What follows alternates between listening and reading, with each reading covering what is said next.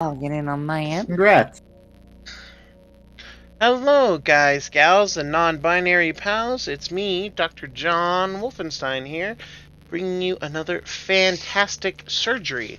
Today's operation is more Wildlands. Sorry for the long delay, but, cold and flu season kicked a lot of people's asses, and mine being among them. So, don't worry, though. I'm rested, I'm relaxed. Well, okay, I lied. But I am... to say who you lying to. Your ass don't relax. Right. But I did just wake up, so I did have some of the slep. And I did eat a good lunch, so I'm full, fat, happy, and just slep. Ooh, what'd you have for lunch? Olive Garden. Ooh. Soup, salad, breadsticks. Not bad, not bad. They're getting I'm stingy looking with at, these breadsticks. Good choice. Yeah. When you're I'm looking here, at either you're bloated. Olive Garden or Applebee's, depending on what Jinx wants to do for Valentine's. Nice. Yeah. Thanks. Fucking. Thanks for loving me, Day. I think I have Thanks an Olive for Garden loving gift me. card in the kitchen. Hold on, I have something. I'm gonna throw it in the art tab. Oh, I'm never referring to it as Valentine's now. Thanks for loving me, Day. Thank you for staying with me today.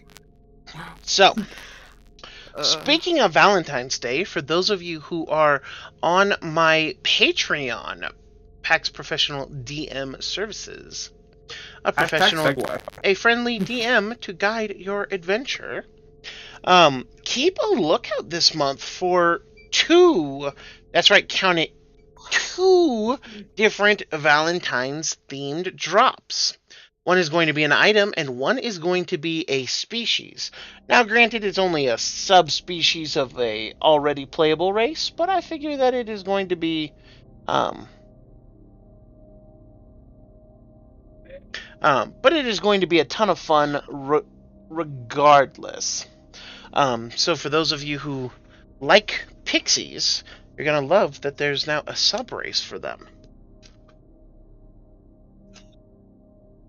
And worry not, my beautiful patients, because I am going to make a item for all you star-crossed and not so star-crossed lovers. But also keep an eye out for tomorrow's drop, because if Rihanna taught us anything, it's that I have half of an equation for an exciting night. But with all that being said, you can join my Patreon at various dollar levels. $3 will get you the Rihanna song that is tomorrow. $5 will get you the Star-Crossed Lovers item that I plan to be making later, as well as the second to last batch of Shen Gong Wu coming out in order to take full advantage. If you sign up to the Monster Menagerie this week, well, when a heart is no more, it must return to something, and these somethings got a brand new makeover and are ready to go and are more official nowadays. And finally, if you spend a little bit more money, $15, honestly, it's less than the price of a movie ticket every month.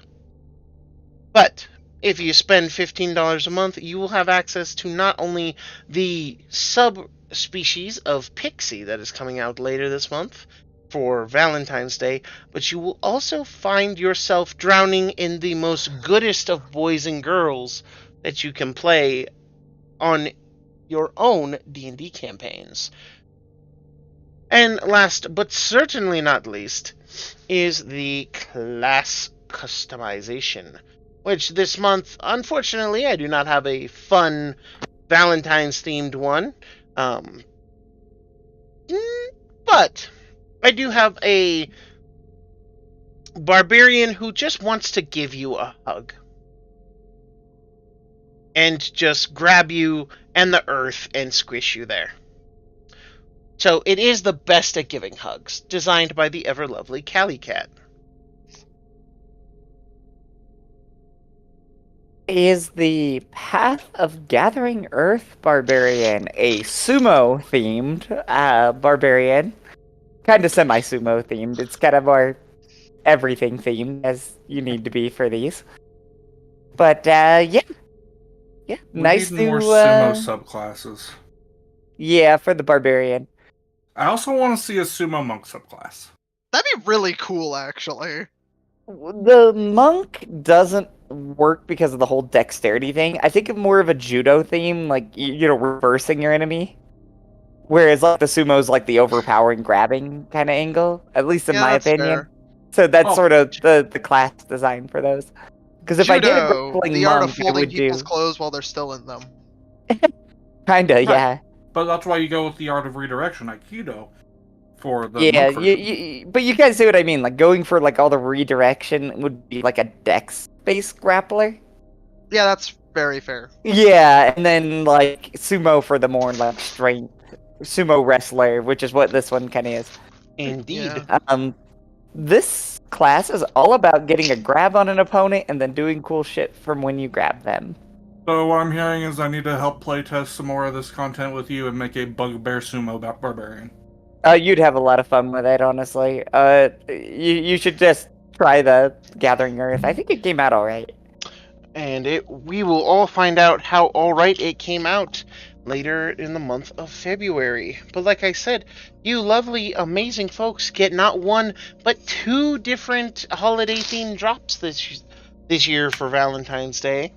Also be looking out for 2 different St. Patty's Day drops. Also, for those of you who are already members, I hope you are enjoying the new class, the Enforcer. A rogue who is actually scary. The Enforcer is probably the best design class I've done in terms of just, game. Yeah. They actually make use of the long sword. Yeah, well, it's kind of like the Ruffian Rogue from Pathfinder. Yeah, I know. A game that does different things. Yeah. No, I'm just just gonna mad that rogues get a long sword proficiency and it does absolutely nothing for them. Exactly. It's like, it was very, very silly, and so we have fixed that. For sure. Indubitably. But the last and final tier, of course, is for the price of a movie ticket once a month, the DM tier. You get access to everything that I make throughout the year and throughout every month, and you get to make a special request of me once a month. Of course, you can also join my Patreon for free, no cost to you, and there are still many fantastic features to find. Okay, that's 7 times fast. And why 7? Because 7 is awesome. But you'll be able to find a variety of things that I have made that are all free of charge and cost you nothing.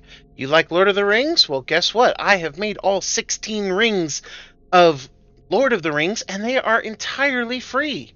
You can just see them, look at them, and grab them. You like some spells? I have some amazing ones that are free to use and free to find. You like World of Warcraft and want to play some homebrew races? Again, those races are free for you and me. So, by all means, if you don't want to pay, that's totally fine. If you just want to come and show your support, guess what? I am always happy to throw a little bit of something your way. And one of the things that I always do is make at least one of the holiday theme drops available for free. This month it will be the subspecies, because frankly, it's only one, and it's for a subspecies that's already in the game. So not a whole lot of true effort went into it, but a lot of creative fun went into it. And honestly, I like them. So, keep an eye out, come find out, and join my beautiful patients as they are. And as you can see by the number of posts, I have 75. I am posting every single month and several times in a month. My schedule is actually pretty consistent and is posted on my Patreon as well. So you know when I'm posting, you know what I'm posting, and you know how amazing it is. I look forward to seeing all of you become my beautiful patients. And I hope that you all stay healthy and happy throughout the beautiful month of February. But let us digress, because we have come to play some D&D and to enjoy the Wildlands. So, when last we left off, our brave heroes, such as they are, had managed to defeat the Vicious Claws tribe of gnolls. Having defeated them in their home, they have captured the home base and are now, well, feasting and enjoying themselves. The young Leonin, Leon, having risen up to lead this army and attack in order to secure the Pride Lands and claim his birthright. Now, all that's left is to make your way to the Pride Lands proper in order to take back his throne. But there is still some planning and logistics to go along with that. Plus, you're celebrating because you have won a momentous victory. And you have been able to do what some people might call the impossible.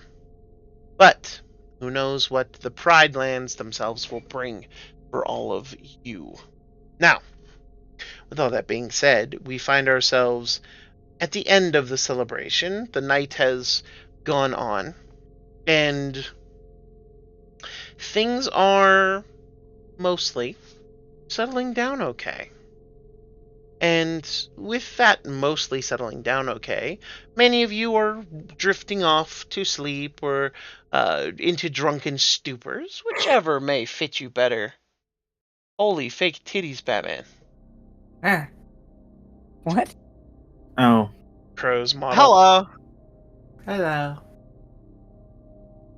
Hi. But What, are they too distracting? no, it's just dang, you got an upgrade since I last saw a female model. Yeah. Babe did a good job, and because I am going to be bitch tonight anyway. Might as well be bitch. Fair enough, I I suppose. love the slow blink from Exile. It kind of cracks me up because I know the person behind the V model. This is great. Yeah, it's fun. But with all of that, with all of these things being said, you guys are given the chiefs of the Vicious Claws hut to sleep in.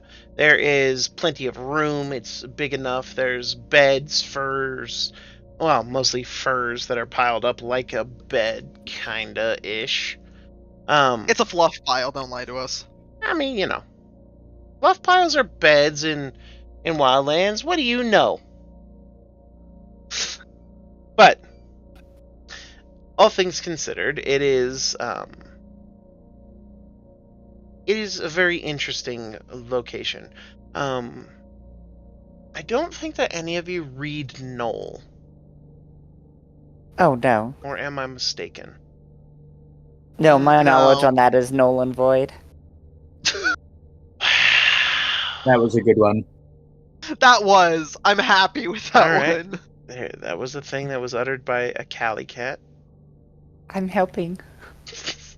All I can do is a pitiful follow-up with I have no knowledge. No, no. I've just got common and goblin, so. Well, so unfortunately for all of you, you know nothing! No, I'm just kidding. But you do know nothing. And you will know nothing unlike it. However, Try not to make another pun. I'm Anyways. trying not to make another pun. Well, you know, at least you're trying. It's a good way to get punted out. So, Let I I us was guess gonna see ask if here. I can Call. make medicine while we're recouping. Of course. You may do so. Because I was specifically looking for if there was anything I could use for. Because we said, because part of the deal was we got what was ever in the chieftain's hut, right? Correct. And in the chieftain's hut are a few things, mostly a old kind of chest of some description. There is a table that is full of various foods, herbs. There's even a weapon that's Spices. laying on it. Um, all kinds of different interesting things. Hmm.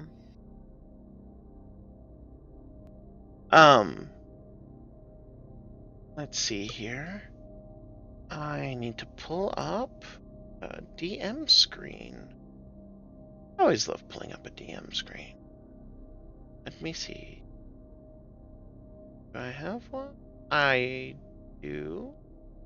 Huzzah! Beautiful! Life is so beautiful. Gobsy, actually. Yeah. You would notice that as you move across the floor, some part of you doesn't follow along.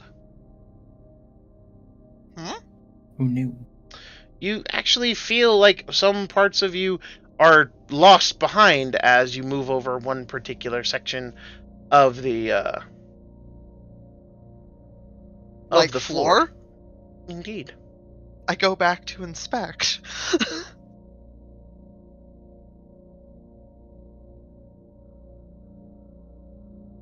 Was part of me left behind? Or like sucked up by something? You look and you notice that there is a crack in the floor. Very small, but enough that some parts of you did indeed fall through. Is it like a trap door? Or is it like a...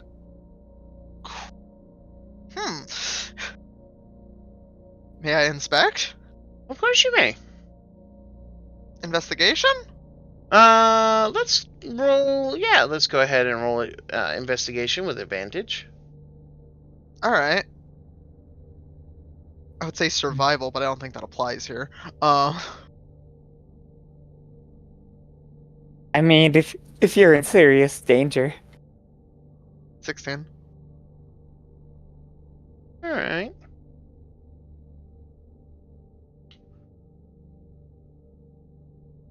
So, with a 16, you are able to find that there is a kind of latch to this section of floor. And as you move it, it's a very simple latch, nothing too crazy. But as you open it, it reveals a small, well, not really small, but a crawl space beneath the floor. And as you look down, it's pitch dark in there, but it's also tall enough that even Tyrador can stand upright should he go through it.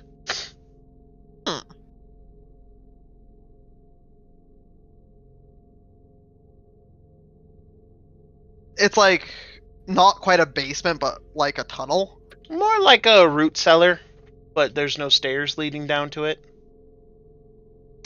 Oh. It's just a drop into it. Okay. You can't see the edges, Everyone else so starting to drink. Priscilla isn't drinking. Oliver has turned into a giant scorpion and is kind of hiding. Professor. Oh yeah, that's what Oliver was Yeah, I doing. literally only drink the blood of my enemies. Professor, I don't think good as you've wine. partaken of any of the wine. Nope. So the professor is sober. Tyrador and May, have you guys taken any inebriation? Absolutely. All right. May is more so focused on playing with tricks and Scorch. May is playing with her pets. So, To not the drunk Minotaur, Tobias. Sorry. Yeah. But, Tobias, there appears to be a cellar of some kind. Do you wish to investigate with me? Yes, I'll accompany you. I'll light a lantern and head on down. As you light a lantern and head on down, Tobias, you're able to easily jump down with no issues. Rabbit Yeah. from the moon. Springy legs. No. Yeah, if you can survive a fall from the moon, you're probably okay. I picture Trix running off to follow them because explore. Fair enough. But as Trix and the two full sentients make their way down into the chamber, you find that it is carved quite completely with old runes of some description. As you're looking it over, these runes are very, very probably runes of an old language. Probably this is ancient beast speech. There are some runes that all of you recognize as belonging to current beast speech, and so probably an ancient form of it. Would it be However- possible to try to decipher it? Go ahead and roll me an intelligence check. 21. I mean, that'll do. Indeed. So it reads. It's Tobias will a be reading this out loud for everyone. history. Everyone. It says, in the beginning there was only the darkness. Then came the music that wove and flowed through all things and created the gods. The gods then in turn used their own songs to create the world. In the world they created many wonders, but only the mother of all melodies claimed creation over the great wilds. It was here in her garden that she created all manner of beasts and creatures. The most powerful and one of her favorites was the laughing hound. As you read it, it can translate into as either dog or hound, but still. Giggle dog. It is said Think that the that is the laughing intent. hound could sing with the laughing melody that was the mother's song. And it is said that many of the others were jealous of his beautiful laughing songs. The cunning coyote and fox tried to mimic his music, but were ultimately failures in doing so. And so they grew jealous. Many of the wild ones grew jealous of Laughing Hound. Jealous that he was shown such favoritism by the mother. Wolf's battle songs, coyotes' giggling howls, foxes' barking laughs were not anything as beautiful as Laughing Hound's song. And so they plotted. And when it came, they sacrificed him first. They left him to die, betraying him to his fate. They betrayed many. And you see where some of this story has been scratched out, probably in rage, probably in some kind of manic frenzy. But it seems to be a list of names. For Laughing Hound is the first. It is followed by other words. The only one you can make out is... The only one is at the end that you can make out. It says, Noble Elephant sacrificed himself to save all. Then came the darkness. The time of lions and no laughing. The time when the lions took over what was Laughing Hound's domain, sending his children and his people to the fringes of their own society. Too many cowards and too many inferiors allowed this to happen, making deals and fighting for the scraps that were thrown their way. Pathetic traitors, all of them. The story then just seems to cut off abruptly. And then it kind of picks up in a different spot. It says, "The Laughing Hound has come. Laughing Hound has made his voice heard. From that crown that sits on the usurper's head, we can hear his laughing song. It promises us a future. It promises us vengeance. It promises us justice. And that all will be ours as it should have been. So I," and it lists the name of the vicious claws chieftain, Zuxar. Just as a reminder of who he was. Yeah. I, Zuxar, do pledge myself to the usurper's cause and to his devouring of the prides.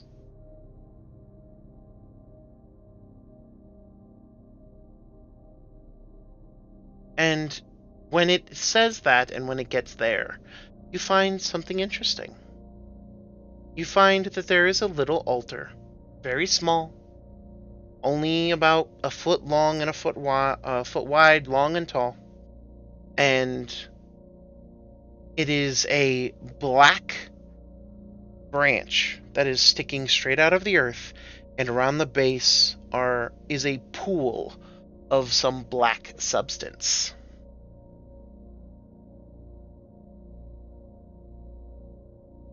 Thing to destroy. Tobias, go ahead and roll. I'll let you call this either an investigation or perception check. Your call. Gobsy, you as well. 13. Perception? Or investigation, your choice.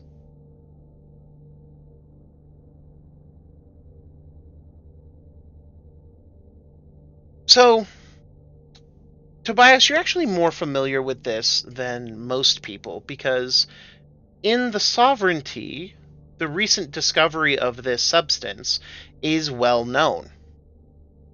It has also revolutionized the way the underworld works. This is oil. A substance that was found in vast quantities in the underworld back in the Sovereignty, but is not... You didn't expect to see it here. It's not impossible, mind you, but it's just unexpected to see. Hear the American anthem in the distance, slowly drawing closer. Gobsy, you would also recognize oil, though you recognize it for a different reason. Your master works with all kinds of materials, but one material that he doesn't seem to work with, and he has actually told you and your sisters to avoid, is what he has called the black water, which this stuff is eerily similar. And you know that he has given it many names, oil being among them, but the more common one is blackwater. And he has said that it is dangerous here in the Wildlands. In that other places, it is not. But here, specifically, he has said that the magics of the Wildlands will be dangerous and have an influence over the blackwater that make it a threat. He hasn't explained any further, only that you are to avoid coming in contact with it at all costs. Is this just like a bowl of the stuff? More like a small little like pool. It seems to be kept in by this earthen, by a little earthen wall with stones around. But, like, this isn't the source, is it? No, not by any stretch. Okay, good.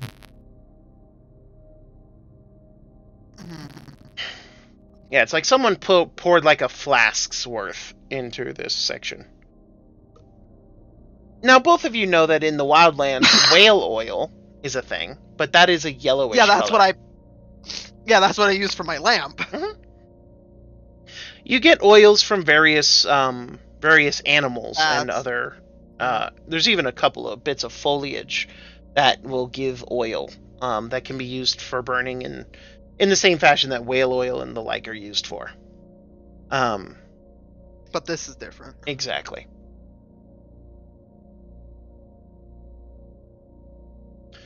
Gobsy muttering something about black water.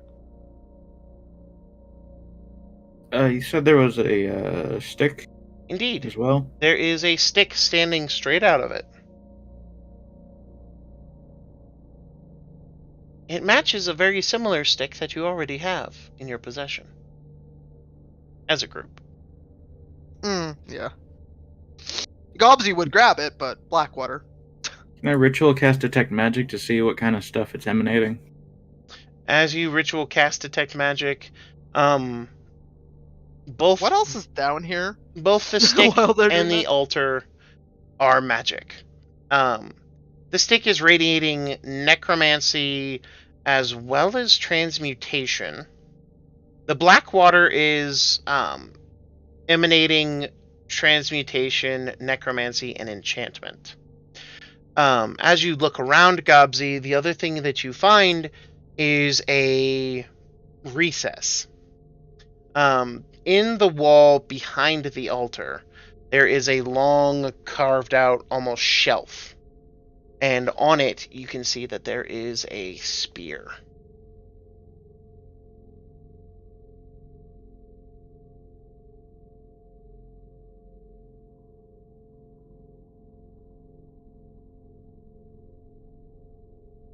I'll wait for Tobias to finish Okay. the first Mhm. ritual cast and note the spear.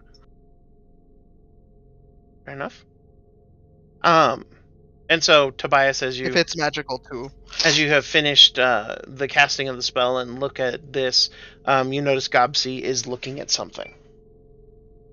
Alright, I'll come over and take a look as well. Gobsy is avoiding the little well of oil. You notice that just behind the altar, and actually so that the magical auras of the two were hiding it, you do in fact see a magical spear that is radiating enchantment.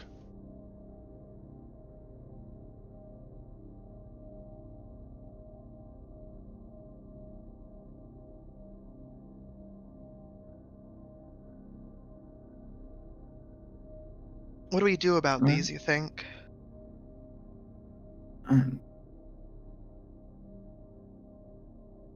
It isn't. I know it isn't the most honorable thing to do, but I'm definitely considering just lighting that aflame and possibly Sorry, what? You started cutting out for me. lighting that aflame, just sort of Oh. pointing at the basin of oil. If you think it's flammable, but it's very dangerous in the Wildlands.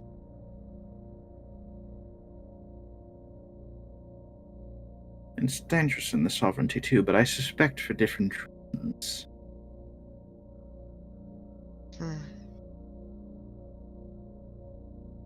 And the spear? The spear, it has some enchantment magic to it, but not the necro. The others are emanating.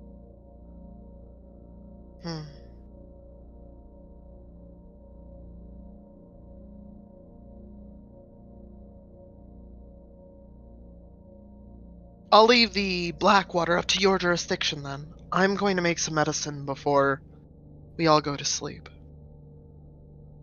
Alright. And I'll leave the lantern down there with Tobias, but head back up. Fair All enough. right. What are you doing, Tobias? Can I identify the spear? You can indeed. Are you casting it as a ritual? I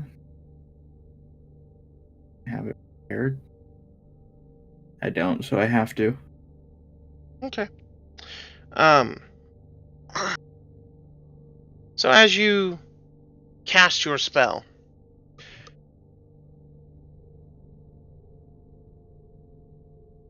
you are able to identify this particular spear.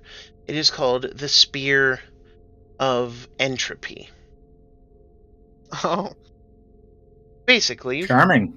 when you stab something with the spear, it begins to decay them. Every successful attack does in game mechanics terms, it does a 1d6 poison damage. This is poison damage that can get through poison resistance and immunity.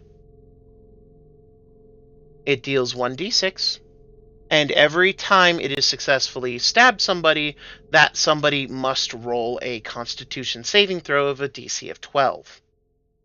Upon a failure, that target will then lose a D6 worth of maximum HP.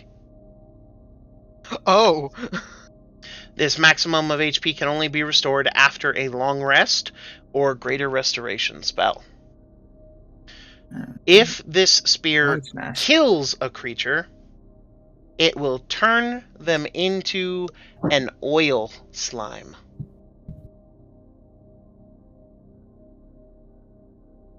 You are quite nasty.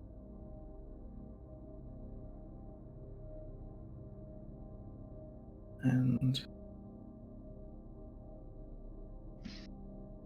Tobias will look back at the pool. That means I'm assuming you are no ordinary puddle. As you say that, a singular bubble forms on the pool and pops.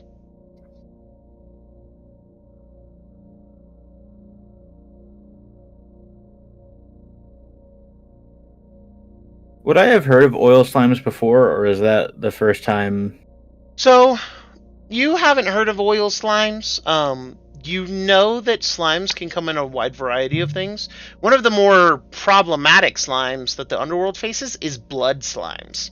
This is actually why they don't allow blood to accumulate in great numbers, and why pretty much the vampiric denizens of the underworld are eager to have them. Because they are literally made of blood and are, well, slimes that eat people and turn them into more blood. You have also heard of a variety of other slimes, some that affect the surface. Gray oozes are more common. There's also acid slimes that are literally the remnants of pools of acid. They are actually fairly common around the Isle of the Black Dragon, which is a small island way off the southern coast of the Sovereignty. Okay.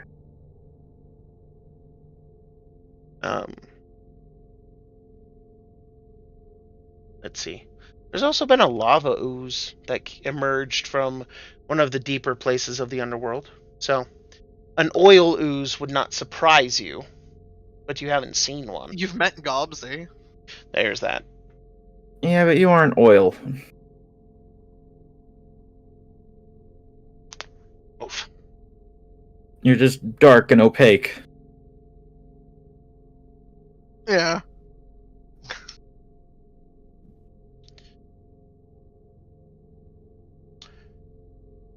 This does present a...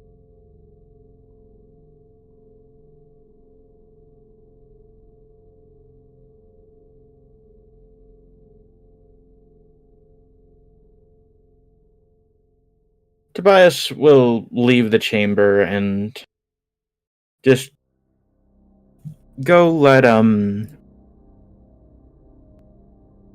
what's his name?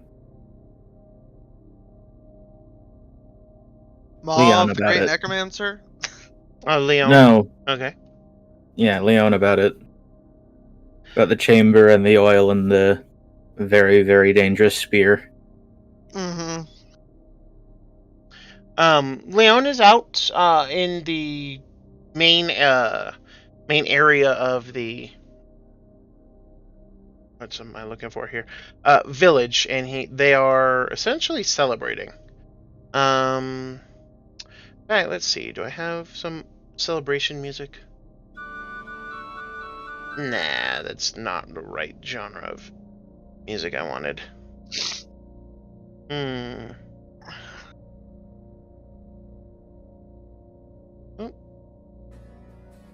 Sure, we'll go with that.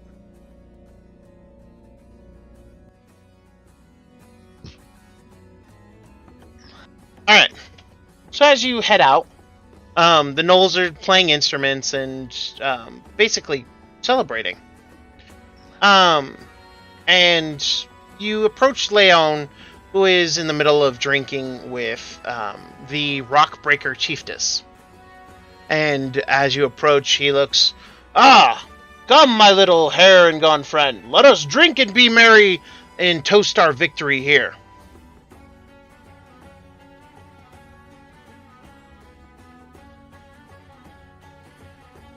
It was quite the battle.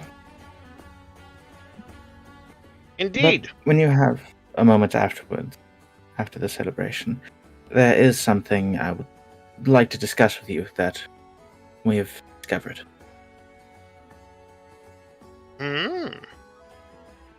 He kind of finishes.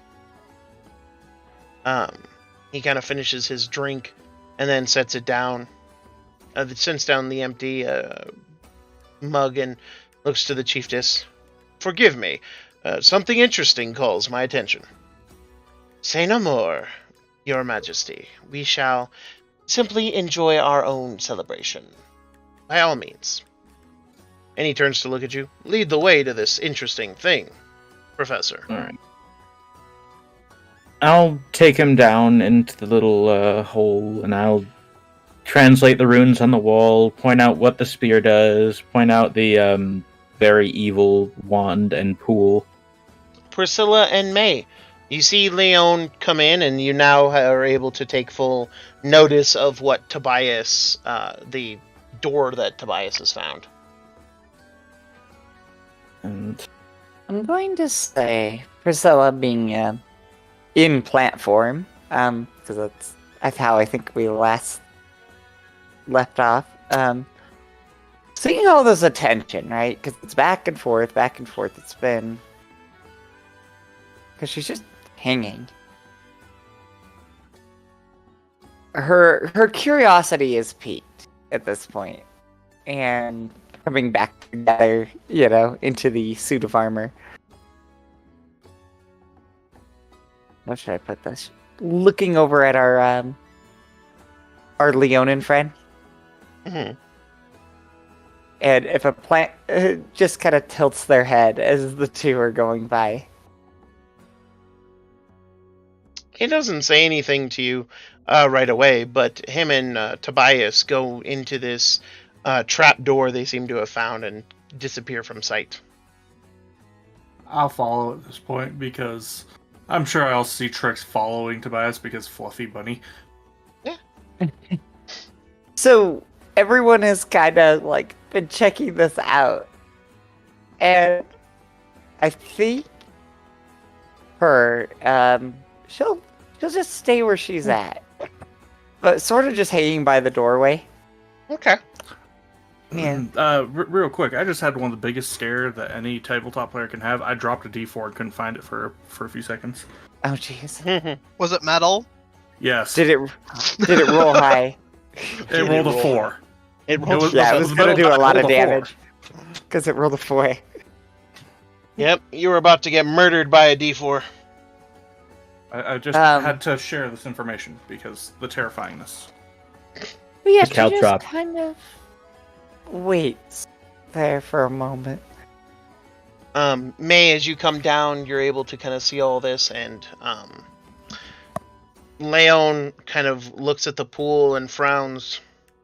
Tobias is like explaining, my initial impulse was just to burn it and be rid of it, but after examining the spear, I fear it may come to life and try to attack us when we do. It's spear. How spear attack us? Not the spear, the pool of oil. As the spear creates oil slimes when it kills something. So how thing die with spear still there? Did they fall? He watches Leon actually seems to take this seriously, and he pulls from his greatsword. It's My a little impression at this point is a form of sacrifice to this usurper that it mentions in his scrawlings along the wall. Leon utters a few words, and you watch as the blade of his greatsword lights a flame. And he gestures to both of you. Be ready to attack. There's only one way to test this. And he moves forward, and he slams the blade of his greatsword into this pool. And as he does, it immediately catches alight, as does the stick in the center. And you all do, in fact, hear a shriek. Tyrador, it's actually strong enough that even though you are outside drinking with the gnolls and everything, you hear it as well. And all the gnolls hear it, and all music and all celebrations stop. And this scream, very Nazgul scream, echoes throughout the entire camp. But Hypothesis confirmed! Hypothesis confirmed. the pool does lift up. However, it writhes and moves and shakes and seems to want to take on some kind of form, but then stops and becomes a still puddle once more, now with a crackling blue-purple flame over the top of it. The spear seems to be fine, and as Priscilla, you jump down and see this. You can see this burning. You can see this just burning pool, and you see a branch very similar to the one that Marv had in his laboratory, and that they have kind of kept away from you, but it is burning. And as it does, you watch as this thick black smoke begins to slowly peel off and seep up through the floor of the chieftain's hut. And I need everyone down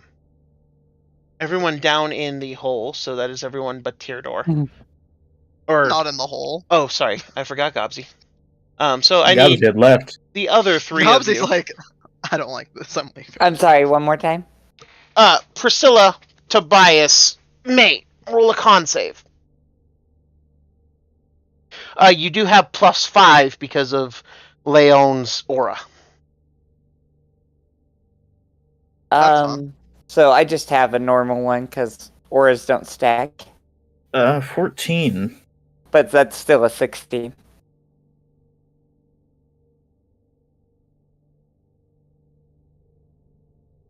May?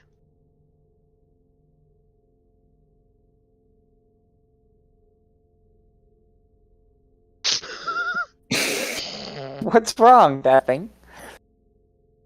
Fucking just inhaling the smoke. May just like, what do you mean, guy? As the oil continues to burn, and it burns insanely hot, to the point where you're actually worried that despite the fact that there is almost a 10-foot, or rather, it's about 7.5 realistically feet towards the top of the fire and the ceiling. That is the floor above. You're actually worried that it might start to melt or catch the floor on fire. However, keeping an eye on it, it doesn't do that, thankfully. However, eventually something is spotted in the smoke. And it is a face of some kind. It's featureless and it is amorphous, but you can tell that there's a nose, there's lips, and there's sunken pits where eyes would be.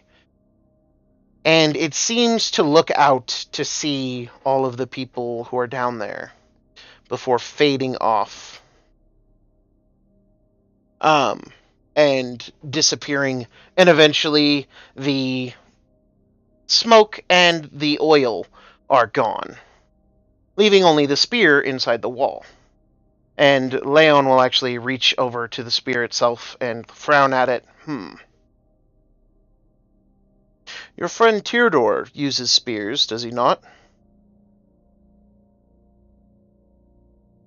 He and I do.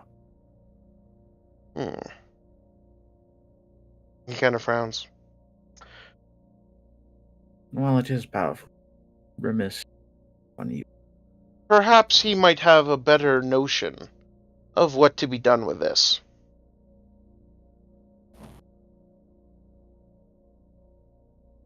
Let's approach him. This. Well, like, since I'm coming late to the farm, or late to this, Priscilla's kind of the head tilting a little bit, looking at all this, the armor covered in, smoke and grit. And seeing the altar, and seeing our Leonan's friends' response to it. Could I, in this case, definitely, a religion check Certainly. for this whole thing? Oh, Jesus. Religion known. 29, yeah. So, give me an idea of what you're looking for, or what questions you're seeking here. Alright, I basically have 3 questions. One, obviously, because of the plant remain that is now, burnt up. Mm-hmm. Connections to that. This amorphous blob. Any connection to that, and then any, the last thing she's going to be looking for. How do I put this? Hold on. I'm gonna send you something. Sure.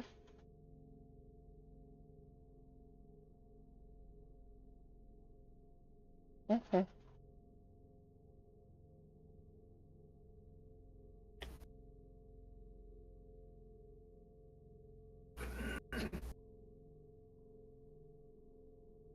Mm-hmm.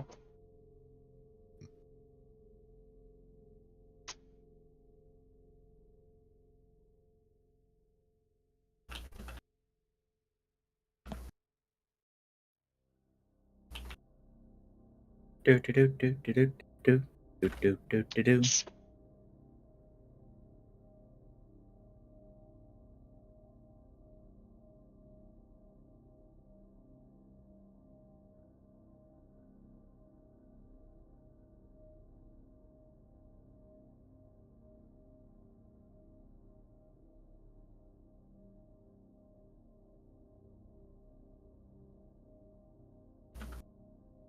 There you go.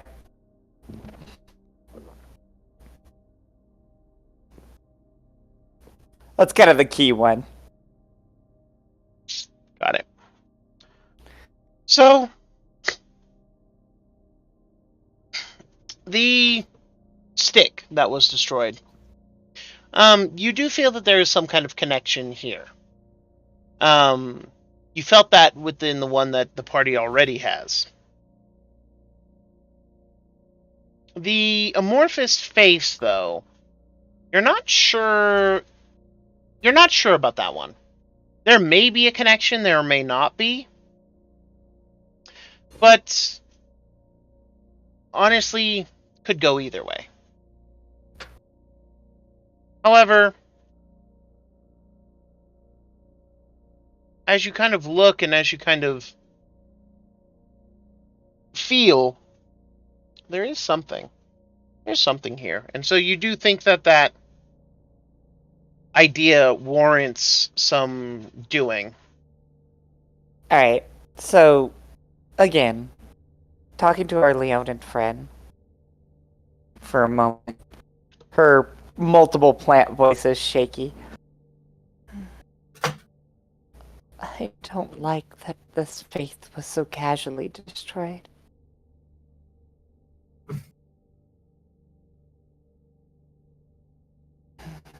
He looks to you.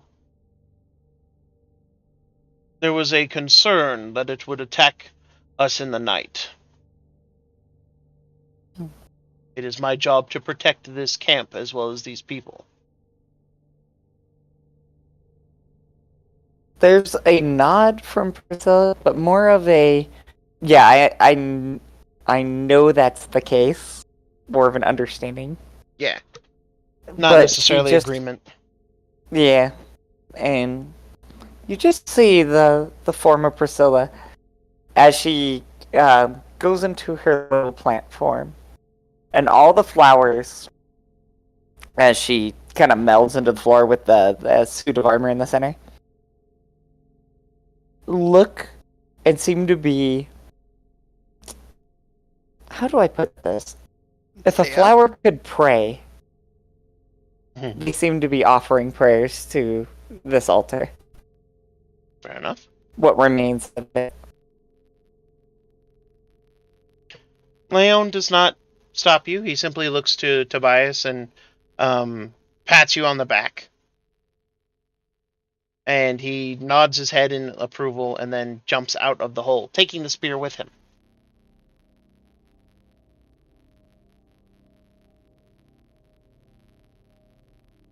He then will make his way towards Teardor.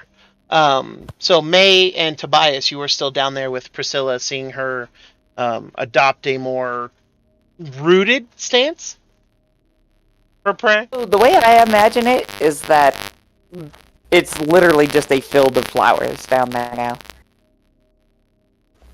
It's just like all the plant matter that has made her is just spread out along the floor. Again, with the armor not being sentient at all. Ready. Is gonna climb out and go to join in the drinking after that screech. Fair enough. I love to hear it versus comment in the chat. They're probably fine. Teardor Oh, answer. bubbly. It's not, you know, they're totally fine. So I'm Totally. gonna test a thing real quick just to make sure I did it right.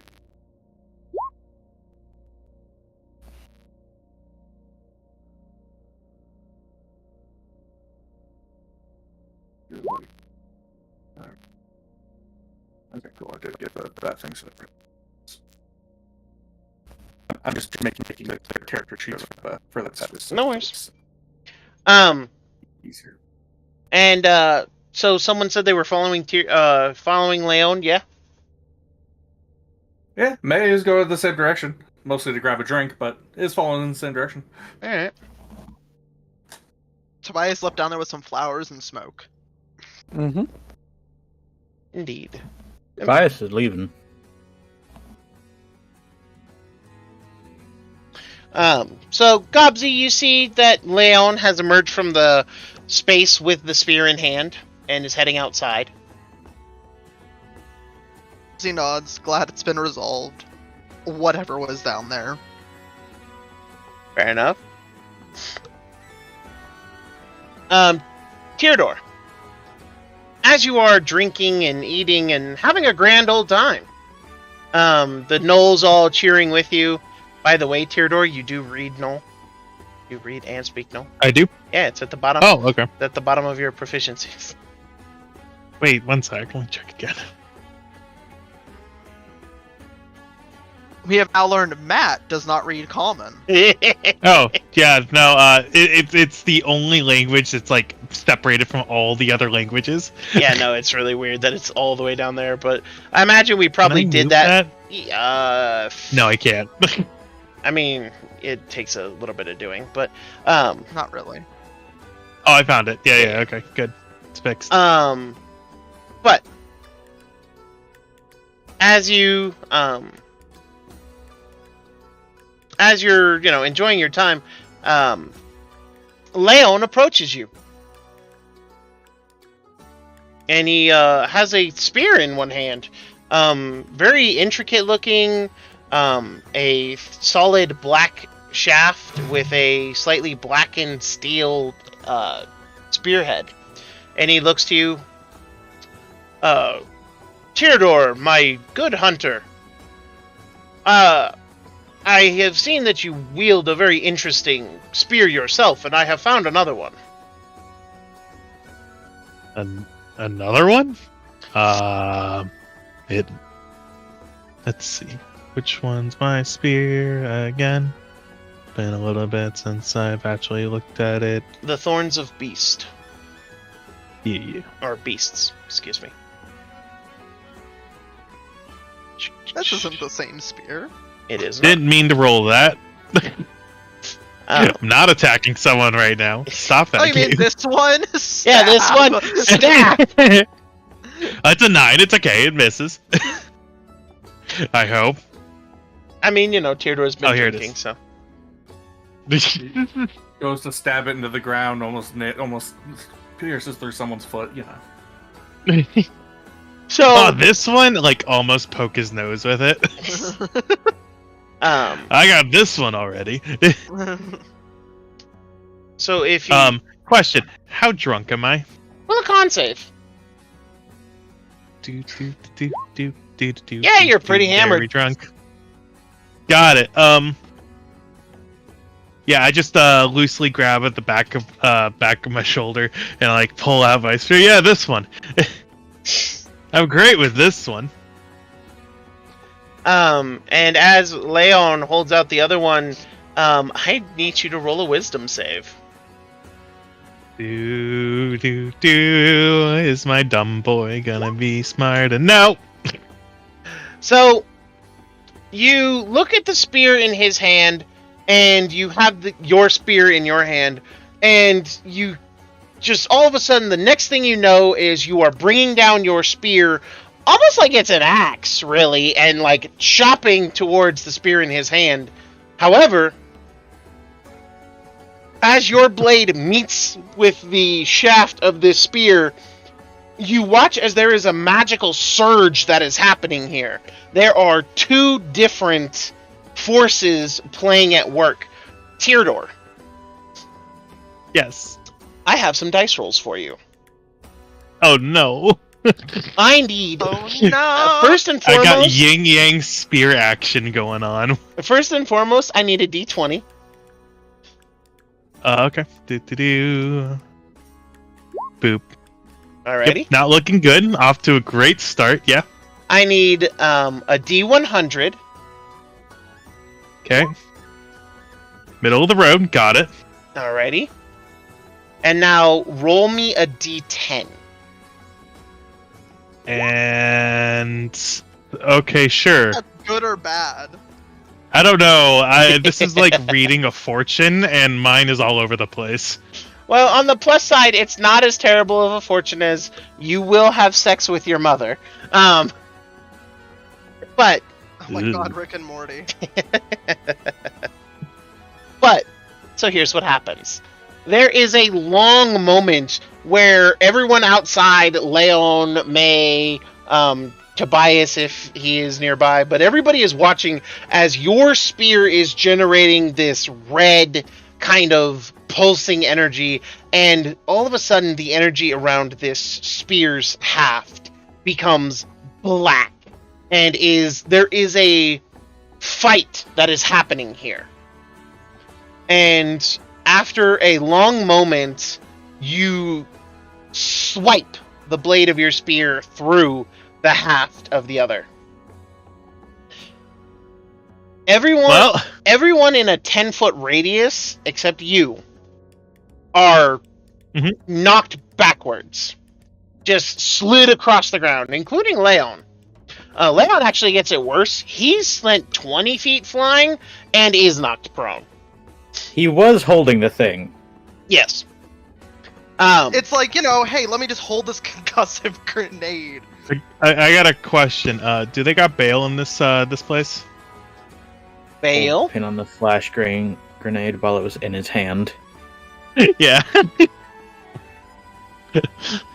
Theodore is like, hey, that's pretty neat, and pulls the pin on a flash grenade somebody's holding. But no. It's my I got a magnet, and it's tied to the end of a flashbang's like little pin. And just oh, neat. Hey, I wonder where this came from. what does this button do? I'm just gonna do a what happened. You sober up fairly quickly as you watch your spear begin to change shape. What? Your spear gains a slightly sharper point to it, and it also gains a point on the butt of the spear as well. There is no flat bludgeon tool, and now instead is a double-sided spear. And as it is forming this way, you can just hear the chanting of beasts. You hear wolf howls, you hear lion roars, you hear eagles and owls and all sorts of birds screeching. You can hear a snake hiss, you can hear the hissing of the crocodiles and the gators, and finally it all culminates in a cacophonous noise, and all you hear to end this noise is an elephant's bellowing trumpet as your spear stops glowing. And allow me to add the next step in your Thorns of Beasts magic item, as you have unlocked its awakened state. Very glad I didn't just try to destroy the spear. Theodore, oh hey, thanks, I need that. Whack. Well, it's more like my spears decided to say that. I'm just oh hey, thanks, I confused. needed that. Theodore. Oh yeah, cool, do your thing, spear. Whoa, that's cool. It's pulling in the direction of the spear. I wonder what that means. Neat.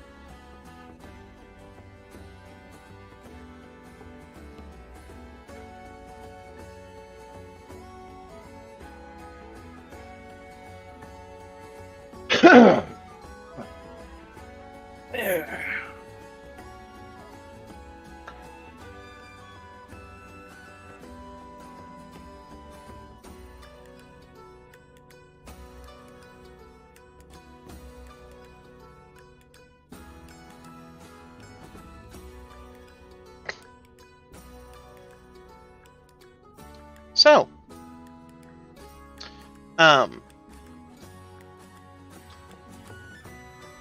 I will go ahead and read this off, but you have now awakened the Thorns of Beasts. Upon awakening, this spear's damage gains a 1d10 necrotic damage upon hit. Its maximum thrown range becomes 60 feet, and it can be thrown up to that range with no penalties. Also, 3 times per day, this spear can be used to cast Guiding Bolt, using your spell attack bonus as a second level spell. Shit. Okay. And let me adjust your... your Thorn of Beasts here. 1d10. And this is necrotic. Alrighty. Also, I'm going to add the Guiding Bolt spell to your character sheet. Zinc.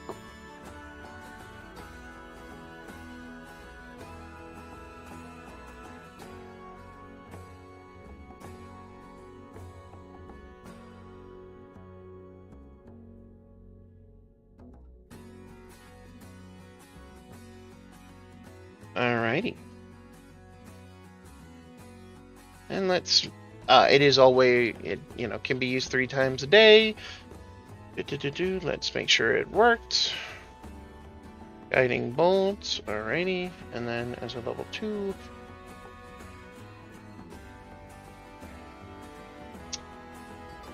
Cool beans. Alrighty.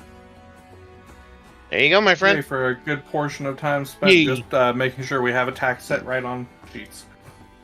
There you go. Makes things easier in the long run. That's why I just was sitting here looking at it. It's like, I could always just... I know they go on my initiative, like right after me, an initiative for my pet. But I don't want to have to sit here and try to read through everything when I can just open up another sheet and click this button here. Right? What does the button do? Click. But as you have now gained this new spear, it's it's kind of fun. Also, just as a quick aside, if you do take the Polearm Master feat at some point in time, this weapon does count. Also, it becomes slashing damage, not bludgeoning damage, for the bonus action attack with the butt of the spear. Mm-hmm. Just something to keep your something to keep in mind. Yeah. But c'est la vie. And Leon picks himself up. A couple of gnolls help him to his feet, and he just... I did not expect that to happen. I'll hold out a glass of wine to him. He just takes it and drinks it immediately, just...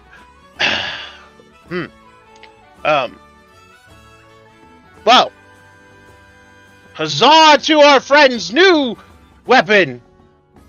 Huzzah! Cries all of the gnolls in a cacophony of cheers. This is the thing that's happened. Boy, you got an upgrade. I guess. Yeah, it's very much I don't know what I did, but... my weird new spear. I don't know what I did, but it's a thing.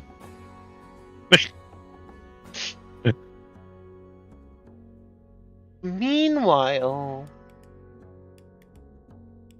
with that, the rest of the night seems to calm down.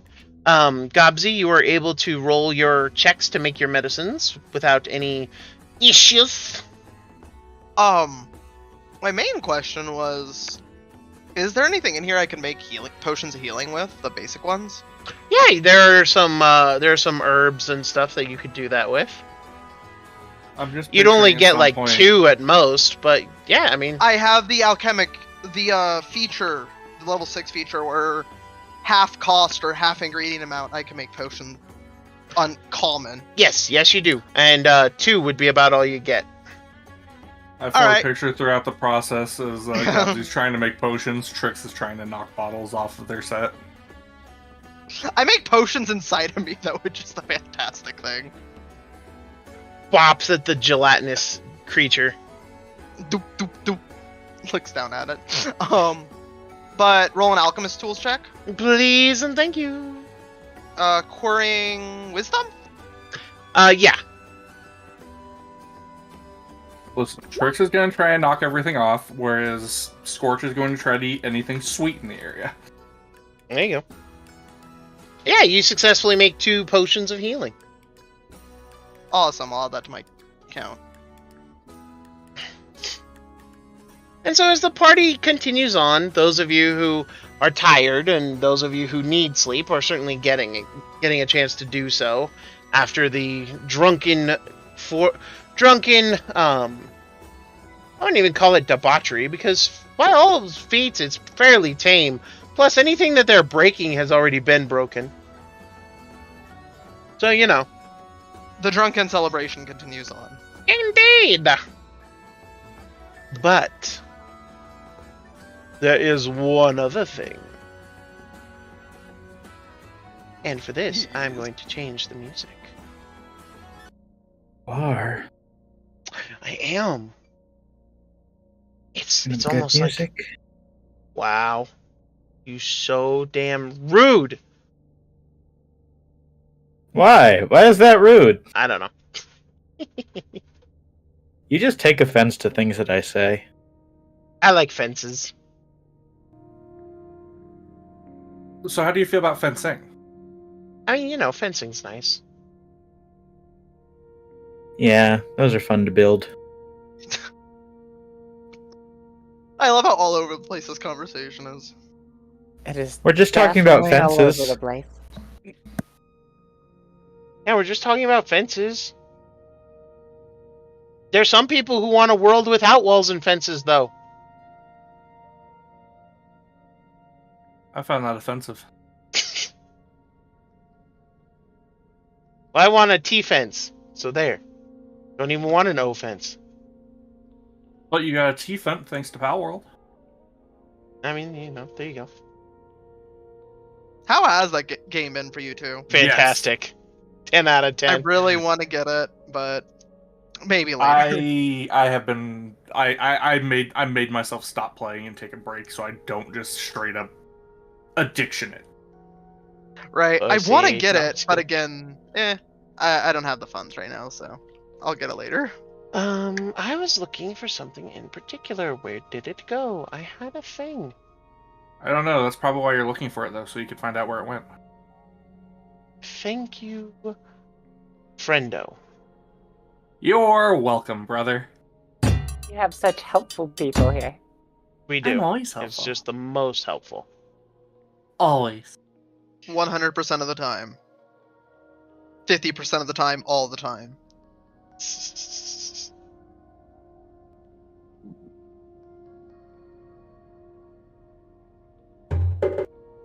That would be a good choice, but I would get fucking copyright struck into oblivion.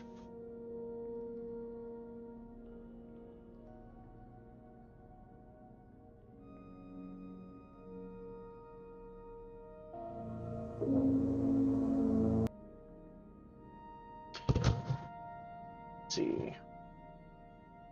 There was one thing I might. While Doc is messing with his jukebox, how is everyone today? Doing pretty good. Been riding a mania since, not having my meds because of fucking life. And I enjoy my manias. I get happy. I hyper. I do the thing, and I scare people. Apparently, I'm very scary when I get hyper because I get really talking. I don't shut the fuck up. And a big when someone's 6'2", weighs 380 pounds, and looks at you like you're a snack just because they're happy and they're talking. Apparently, I'm intimidating. Anyway, I mean, it is kind of necessary when you're streaming to be able to talkie. Right? Yeah. yeah, it really is good for my. It is really good for my career. Alrighty. So, Priscilla, Oh boy. as you are meditating and thinking, and I do have a few little lines, if I may. By all means. Line them up. So, Priscilla being down there, all this stuff going down, right? She actively apologizes because an altar was pretty much destroyed here. Everything, a religion stamped out, something she really values. And yet during all that, there's not a moment of sadness. Everyone above her is celebrating, and she hears it. And why do so many people celebrate death in such a way? Even her taking blood has always been done with reverence.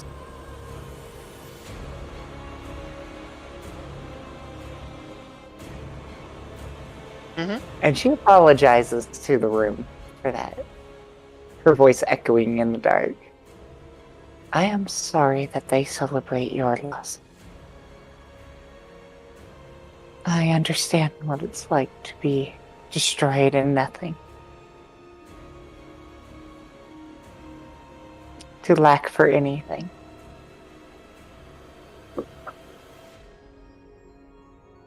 And she just sits there. Yeah.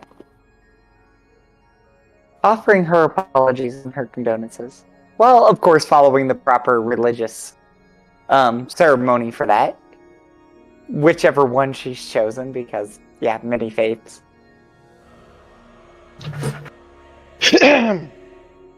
Fair enough.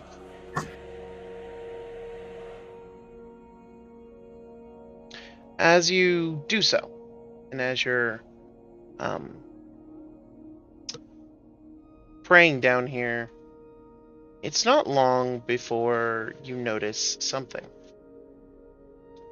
A wisp. And it seems to sink into one of your flowers. And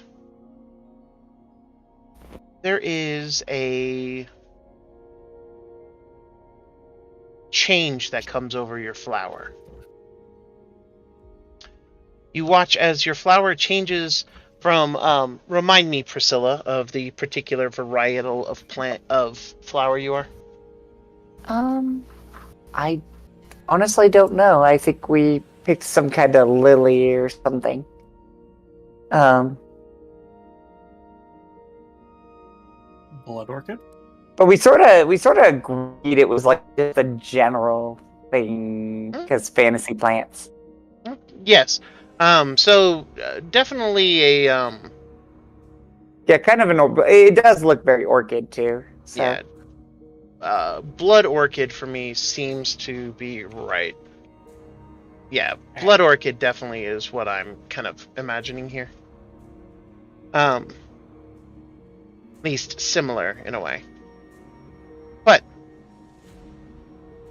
you see that your particular flower changes. And it becomes a very different kind of flower. In fact, it becomes a rose. In fact, allow me to share a image of the particular rose I had in mind. I have been planning this particular thing for a while. Oh.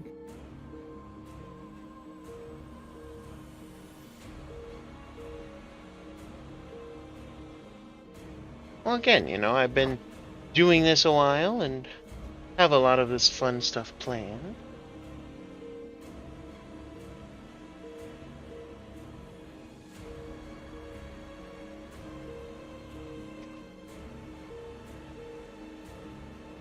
I will share it to all players.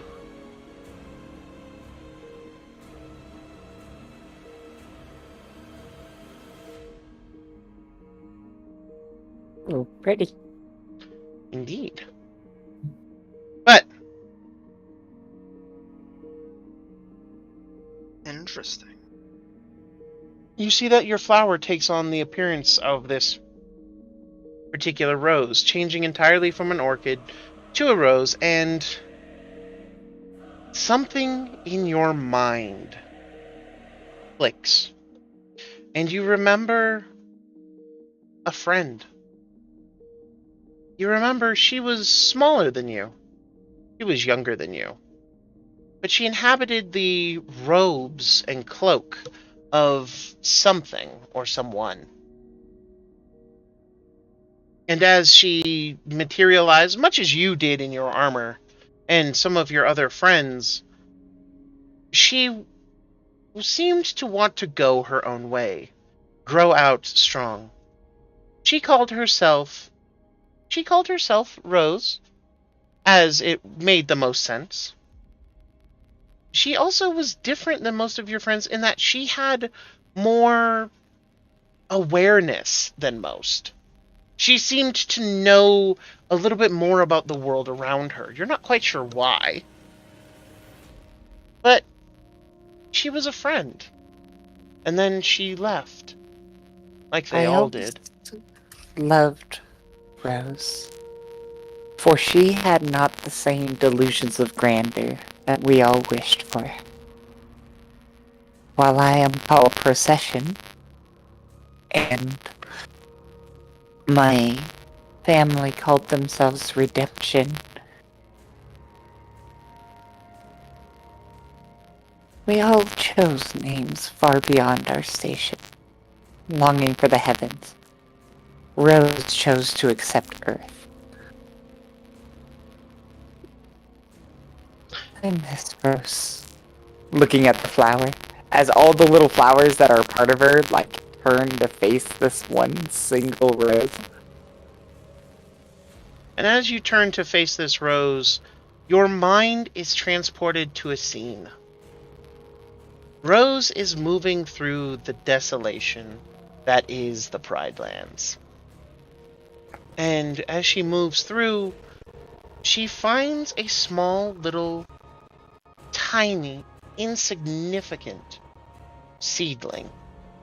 This little seedling is but a fresh bud dropped from on high by passing birds or passing insects, who knows?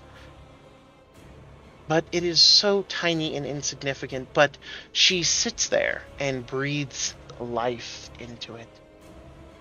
And she sets it down to plant and to root.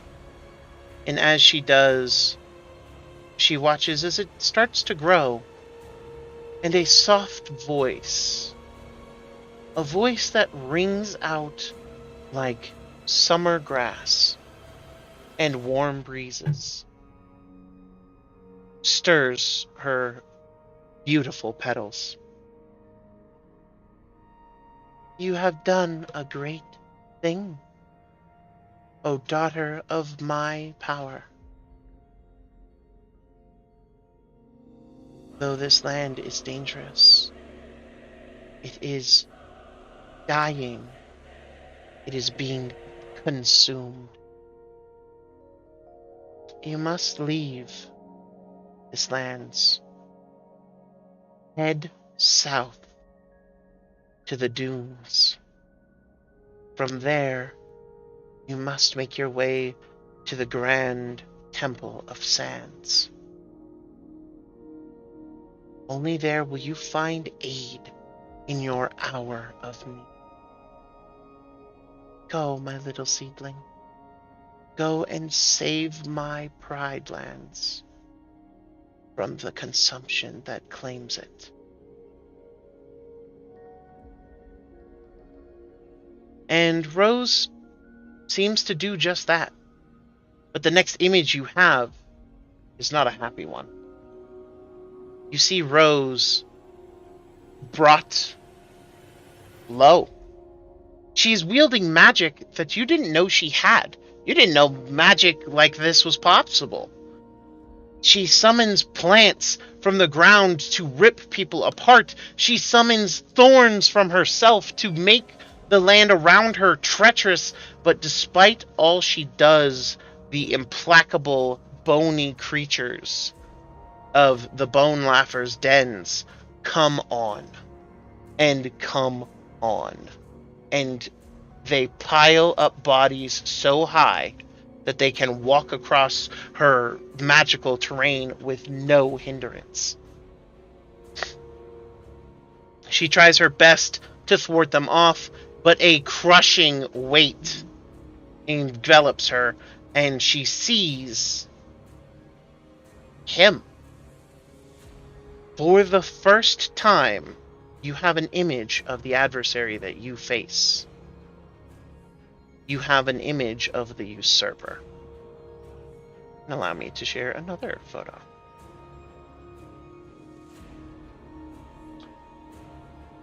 Grab it real quick.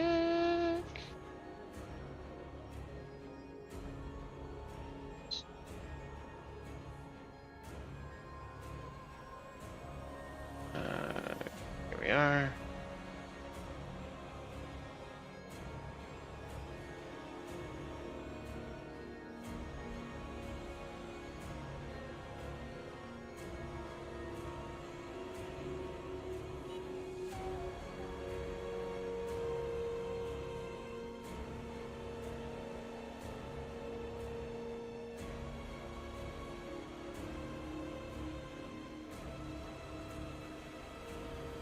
Cool beans. You see a mangy, skinny, almost sickly looking Leonin. His eyes glowing gold. And the armor he is wearing is black and made of some kind of metal. Sticking out of the side of his neck, however, is something, or the side of his in his shoulder, like between his neck and his shoulder, is something more interesting. It is a spire of wood that has been stuck there, and seems to be an old wound that has never been removed or healed any kind of properly. And he is on his head, he wears a crown of thorns, of briars, of metal barbs, and bones. And there is this smog that seems to be slowly wafting from it as he approaches the rose.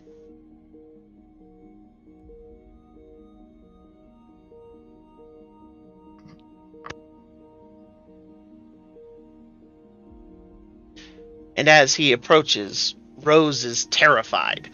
There is something that he is doing to her that she does not understand. But he approaches nonetheless, and as he does, he simply smiles. You are a mystery to me.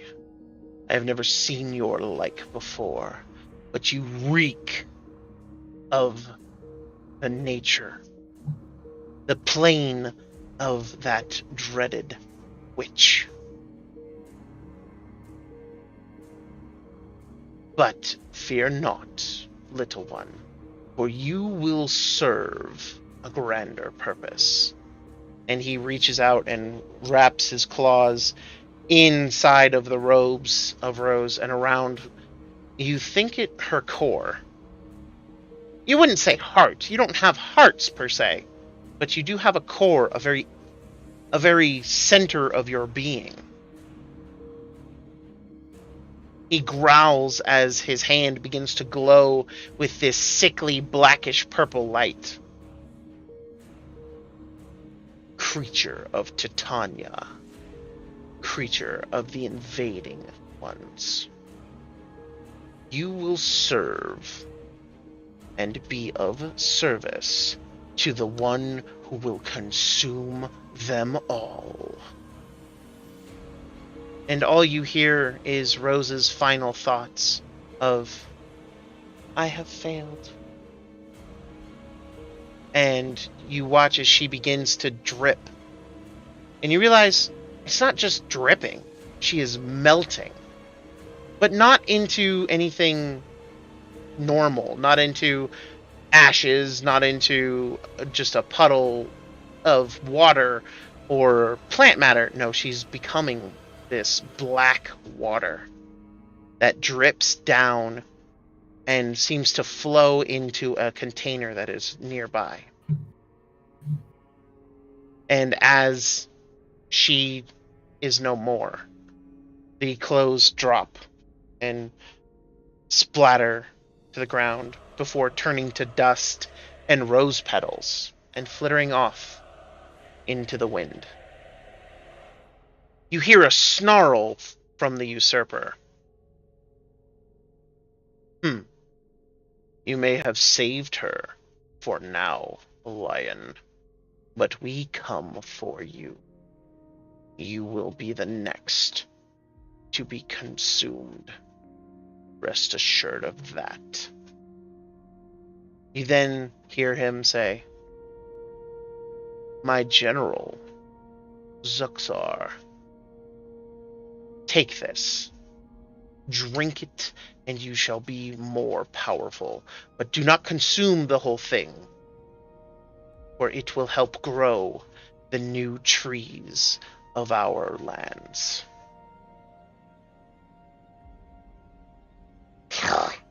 Yes, my king. And you find yourself alone in your thoughts and in the darkness, with this single rose that you are looking at, and it is unfortunate, but you then notice that as you're looking at it,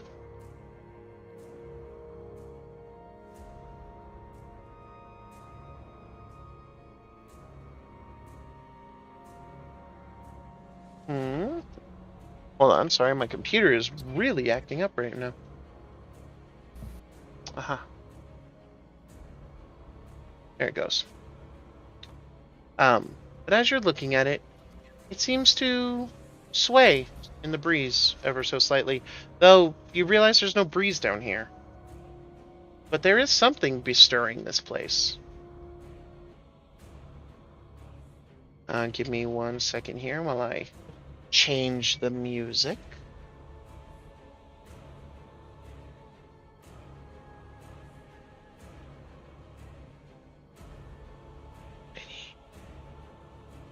And here, damn it, here we go.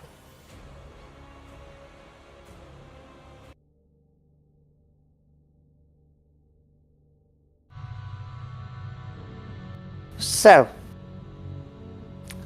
there's a few realizations that,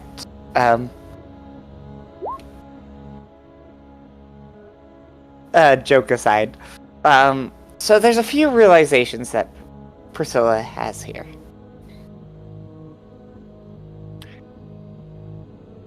One, her name is very appropriate as a procession, as a vessel for various others of her kind, as some aspect of her old friend is hanging amongst her. You know, it is now amongst her. Which saddens her greatly. Because Rose's fate came about because a defiance of the gods. The one thing she's been looking for. Whichever god this is, anyway.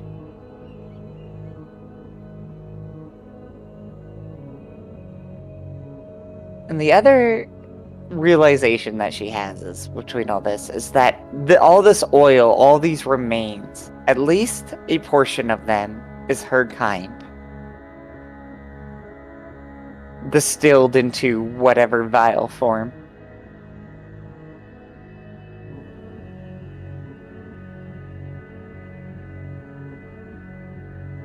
And realizing that this altar got destroyed with all of the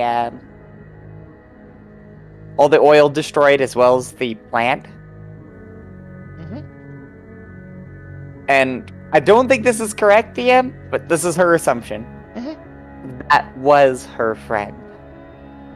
Now completely gone and burnt away. Oh, that is very indeed the correct assumption. Alright. So, she looks at the little flowered remains, which a fragment of them is left inside of her. And she comes back together in her form. This little flower is actually inside of her. This one rose is just inside the suit of armor. And it pulsates, almost as if a beating heart, as she stumbles up above the surface, quite taken away by this revelation. Because the god she's been looking for is not the one she thinks she should be looking for. And torn between that, she stumbles over to the one person that she could have a philosophical debate with thus far, which would be Tobias. No. Oh. The flowered remains drop like right next to wherever Tobias is hanging out, whether you've gone to do some studies, whether you're drinking, whatever Tobias is currently doing.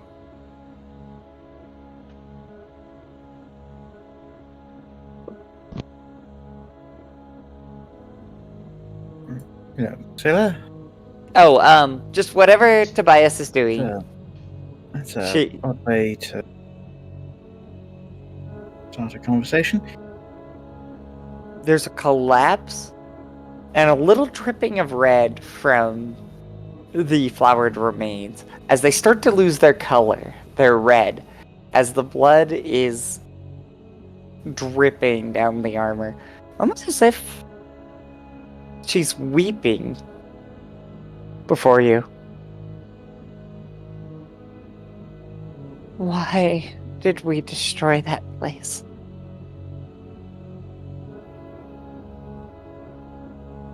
She's looking to you for an explanation about something. The underground sanctum? Yes.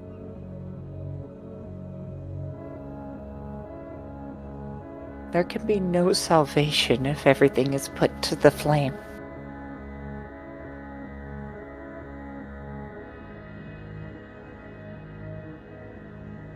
It's true.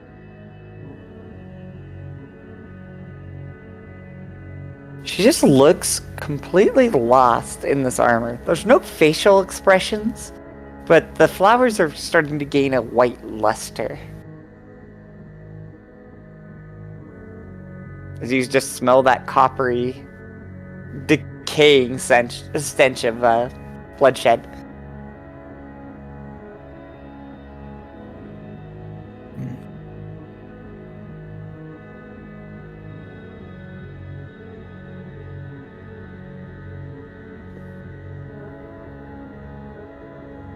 I don't understand why.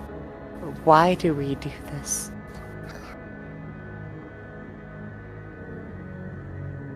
Our destruction was definitely in haste. May not have been the right decision, but it was the one that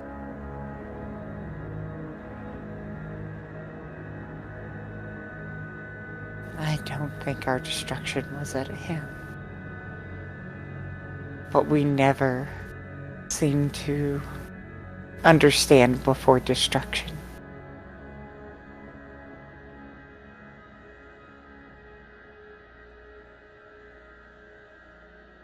I am torn, Rabbit.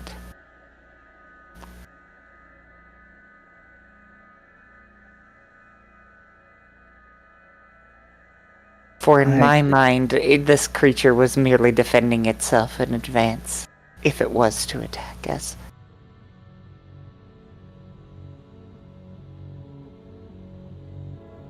I agree that it may not have posed an immediate danger.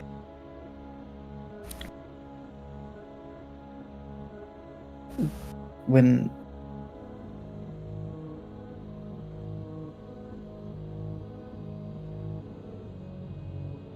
I had intended to simply set fire to the oil and leave before I had learned that it was an ooze. It might react hostilely if we did that.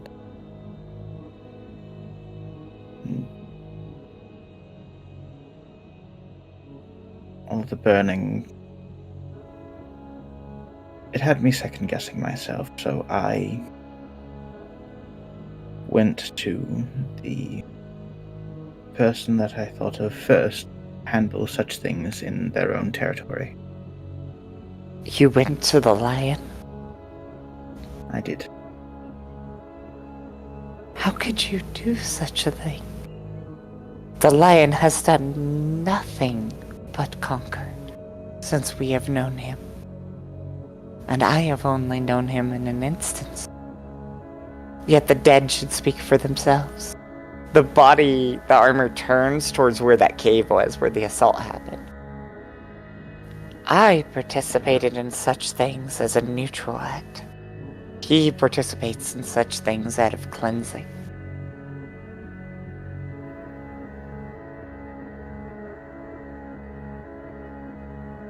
I am by default never clean of any sins. Looking at the totally blood-stained armor now, as these flowers are glistening white.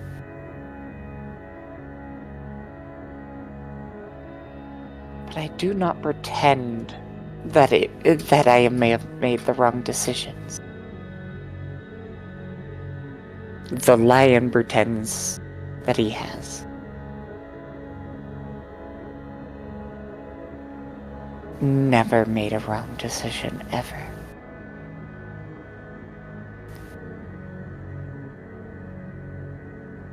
This land is sick, but not in a way that we usually see. Not in a way you can calculate.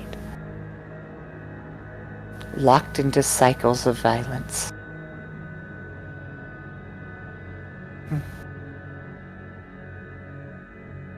She just looks at looks at herself, and then back to Tobias. Cycles we keep perpetuating endlessly. Bringing up an argument that I have heard. The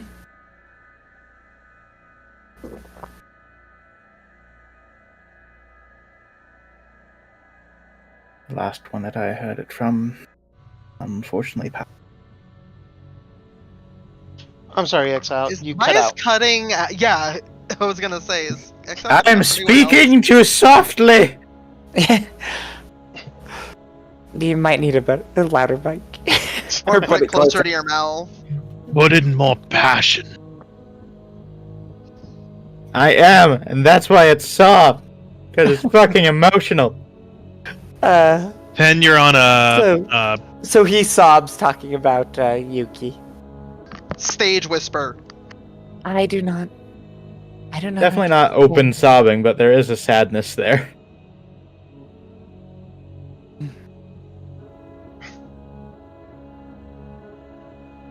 This usurper, I have seen him. A vile creature in their own right. I wonder if that vileness comes from a place. She points at her chest. Perhaps all of our hearts are black.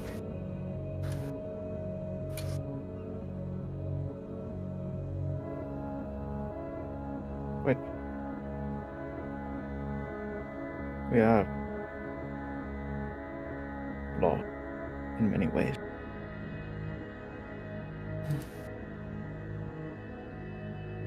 Will the violence ever end?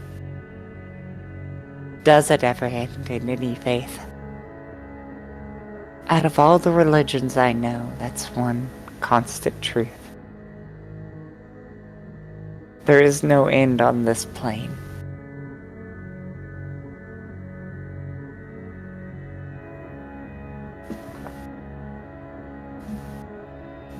So I ask you, a scholar, if you know something I don't. Maybe myriad ends, always new beginning. At least that's the type of conciliatory phrase that we're taught to repeat. And what do you believe, Rabbit? I believe there's always room for improvement. Things can get better just as easily as they can get worse. It just requires the proper cooperation and mutual belief that we want the best for each other, even if that may not always be true. I see. So we lie. She looks a little downhearted by that.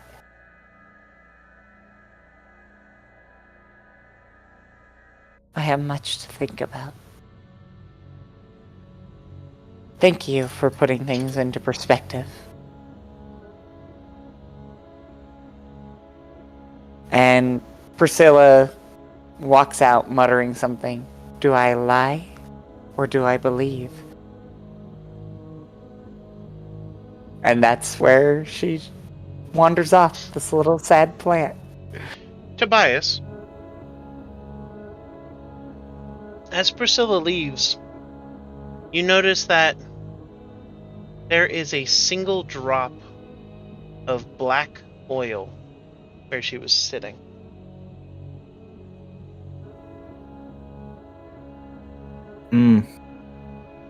Okay. Concerning, but saving it for later.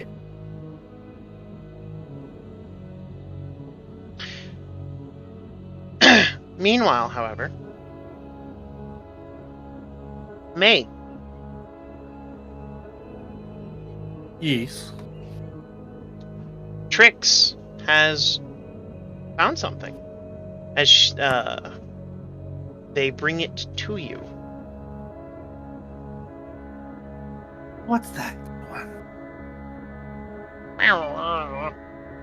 It is a ribbon of sorts. Calling it a ribbon is probably being disingenuous. Maybe a sash of some kind? Cute. Where'd you find this? You see it just looks at you and tilts its head. I need more friends that can talk. Thank you. As I take the sash. I need more friends that can talk. That's a mood. But as you take the sash, you can feel something in it. Something familiar.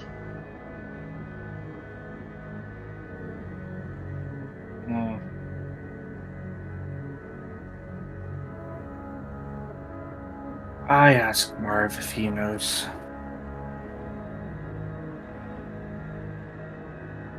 Where's that old bastard? You see him sitting nearby reading a book. I'll walk over to him and smack him upside the head to get his attention. What, May?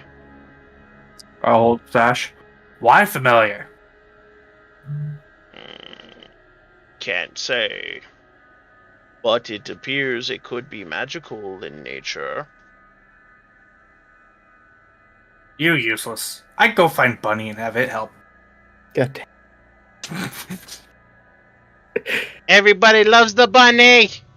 Stop being useful then, Tobias. Exactly, bias. Need to play someone dumb. Damn it. I have always said smart people play the best dumb people. And I will stand on that hill and fight and die on that hill. Here's the problem. I'm a dumb person trying to play a smart one. See, you're over here spitting these lies. No, I fully agree. That's a lie. Complete and utter lie. Here, I thought you were agreeing with me for a second. Why would I agree to a lie? Because it's not a lie. I'm stupid. You're spitting these You're lies. funny. Anyway. May's gonna make her way over to the bunny and say, "You, Fluffy." What You this? fluffy. What do you hold out? It's the sash that I was given by by my rocket, who is currently on my shoulder. Alright, can I inspect it? Yes. It is a simple-looking sash at first. And then you realize that it's not simple at all. It's actually very intricately woven and somewhat beautiful, to be honest. There's quite the beauty in its simplicity. Can I do an Arcana check to see if it's magical in any way, or if it's just pretty? Go ahead, roll Arcana. 27. Take that nat 20. Nat 20, yes indeed. Oh yeah, it's magical as fuck, baby. It is magical. If you give me a moment, I will identify it for you. Thank you. I will cast Identify. It is known as the Hunter's Sash. Actually, have we had a day No. or no rest yet? Got it. Wondering if I could prepare it to cast faster. Unfortunately not. But, this is known as the Hunter's Sash. It allows, while attuned to the user, they gain, sorry, have to pull up my notes here. Aha. They gain, so, while attuned to this item, they gain the ability to move with utter silence through any natural terrain. This be forests, rivers, snowfields, etc. It also will allow them to add their dexterity modifier to their AC. And and 3 times a day, it allows them to cast either the locate plant spell or the locate plant and animals spell.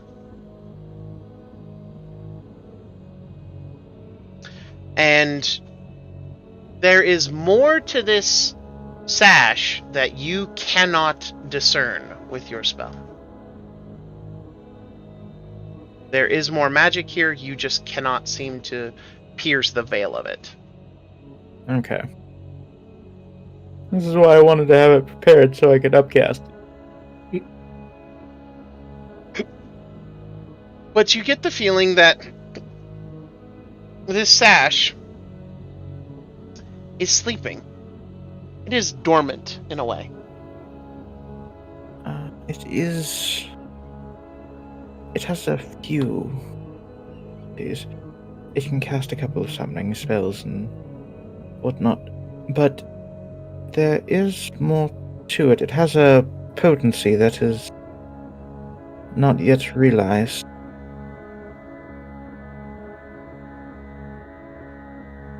I like it. As I put it on, Betty's gonna look up at Tobias, stare for a second. Most fluffy things like pets. Do you like pets? I admit I found them. And immediately Suffice to say, Tobias. yes. Immediately petting Tobias. Just the whole, yes. He was going to explain the awkward teenage years when he was very angry about it, but then just, nah. As I look at as I look at both of the pets that are with me, and I give them pets. You fluffy thing that talks. I like you. And I'll walk off. You fluffy thing that talks. I like you. That is how you build friendships, apparently. You be fluffy and you talk. Or you be named May. There's that. But listen, just because I don't really exactly have the body of a goblin anymore doesn't exactly have the dose of the mind. you know, who knows? You know, it might be totally normal. Totally, you know. 100%, 10 out of 10. Normal.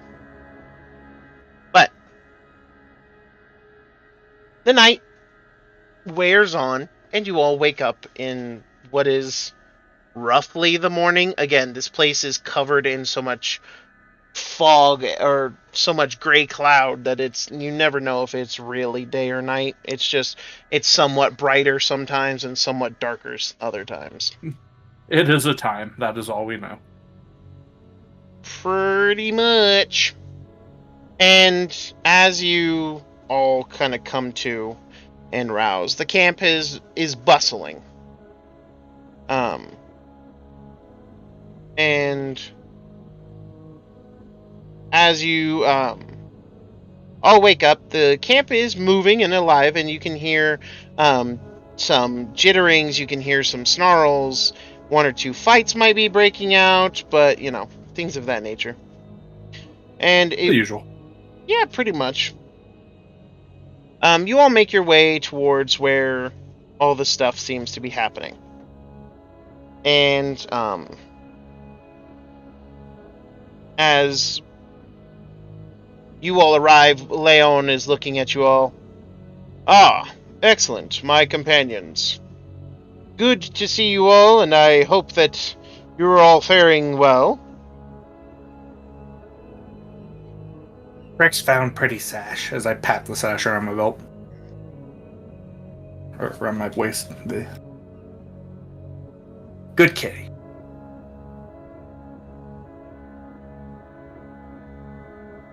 He nods and gestures to the seating arrangement where you're all kind of taking a seat. As my avatar is losing its mind. Let me fix that real quick. There we go. Sorry. But as you're all sitting and breaking the fast, he kind of looks to you all. We march on the usurper's territory today. We will be marching later in the afternoon. It will take us a half a day to get there, and we will arrive at nightfall. But I want a chance to speak to the usurper alone. Or rather, without spilling blood first thing when we arrive. This is imperative for me. That sounds dangerous. He will want to speak to me. It is necessary for him. Or so Lion has said. He wishes to unveil the secret that he thinks will break me. Will it? No. It is a hard secret. And it has been something I have asked myself since I was but a cub. But no. It will not. What if he has different secret? I know of no other secrets that I have that he could threaten me with. That's what makes it secret. I suppose you are correct. However, I am here to free the Pride Lands. And I would offer those who serve under him a chance at redemption. A chance to forswear any loyalties to the usurper. And to swear loyalty to the Pride Lands. And to the balance that is horribly misaligned.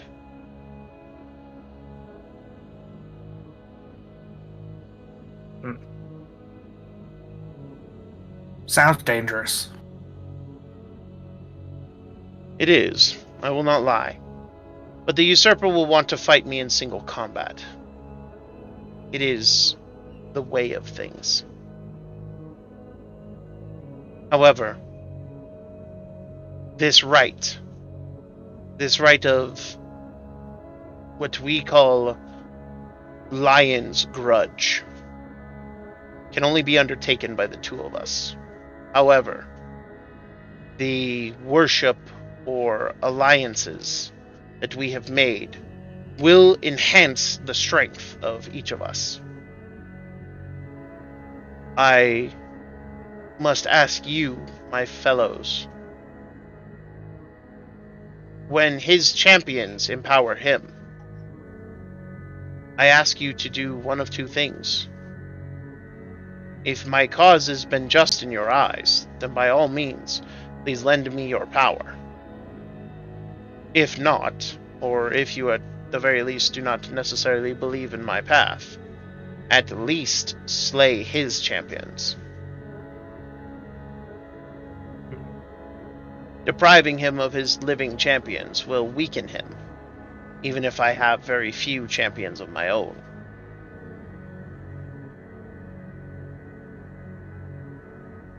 No one talks around here, huh? Always fight. I plan to talk first. But, well, my father often said that if everyone could talk and everyone was capable of listening, there would never be a need for violence, for hunt, for war, for slaughter, for combat. Hunting would always exist. Leonin cannot live off grasses.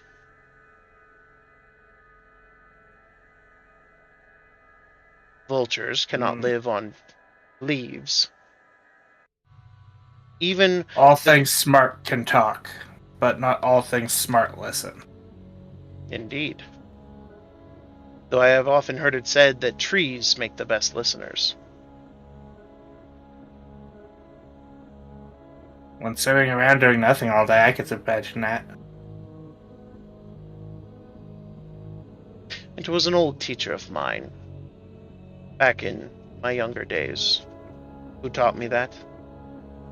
He said that the very earth itself lives, and that we should listen to her, for she is mighty, and she also has wisdom to share, for those who choose to listen.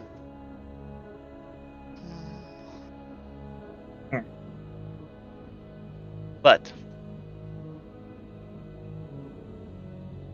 I do not expect the talking to go well.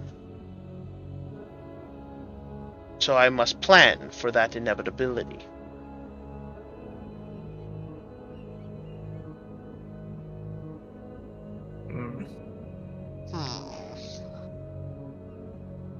Oh, Matt died.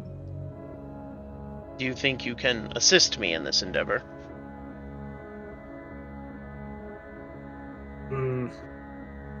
Why not capture instead kill?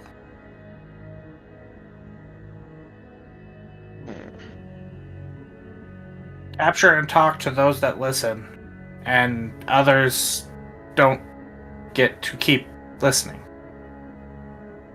I will not fight anyone who does not wish to fight.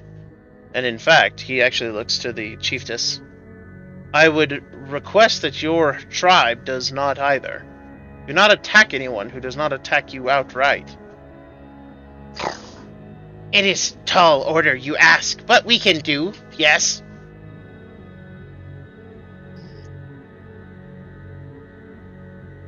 Or at the rock. It will be more Leonin. It will be the Great Manes. What is left of my people. There will be some who have sided with the usurper, true. And I will give them a chance to recant their unfortunate choices. And once I am crowned and have taken the seat that is mine, if they still wish to not recant, then I will simply banish them from the Pride Lands. Send them away.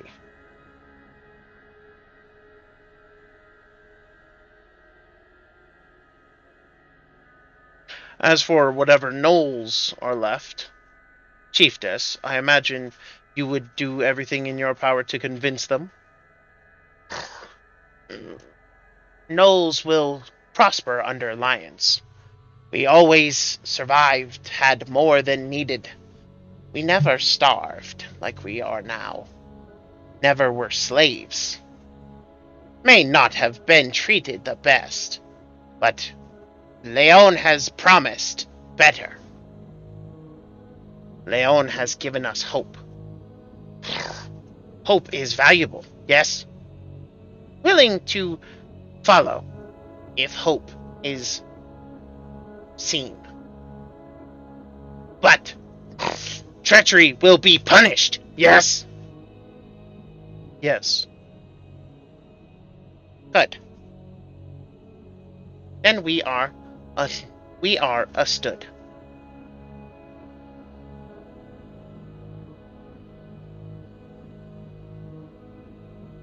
Leon looks to all of you. Gobsy looks back. Well, once negotiations have failed, those are the results that need to be done. Should a miracle occur and negotiations succeed, then, well, I suppose less blood needs to be spilled. But this crown that the usurper wears, that all the gnolls tell me of, disturbs me. I honestly do not know how much of the usurper, how much of the Leonin who was kith and kin to my father still lives.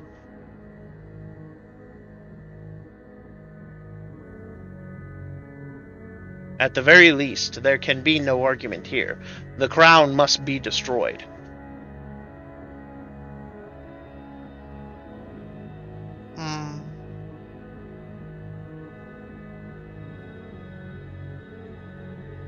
For it is what is causing this land to die.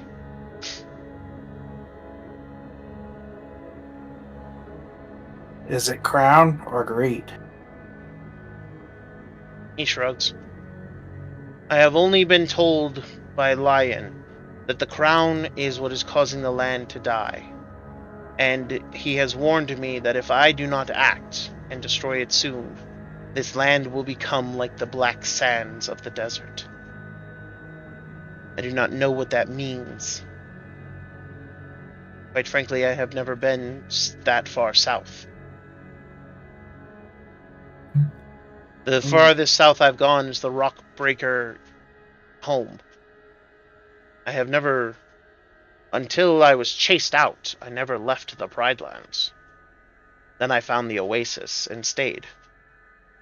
Maybe time to explore. Maybe. But I cannot let these lands die while it is within my power to stop it. I cannot let these lands become consumed by whatever evil lurks within that crown.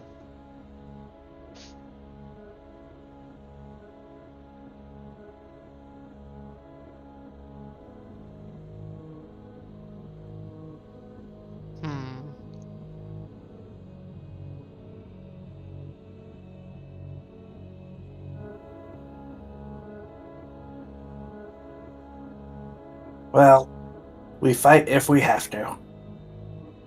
He nods. He then looks to Gobsy, May, and Priscilla.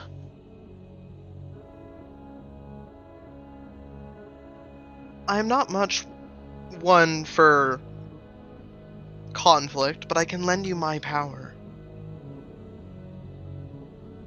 He nods. I will take that. Priscilla looks at the. One very quick question. You know when everything got burned? Yes. Is there still like a husk of the stick? No. Or a husk of the. No. Okay. Cool. Okay.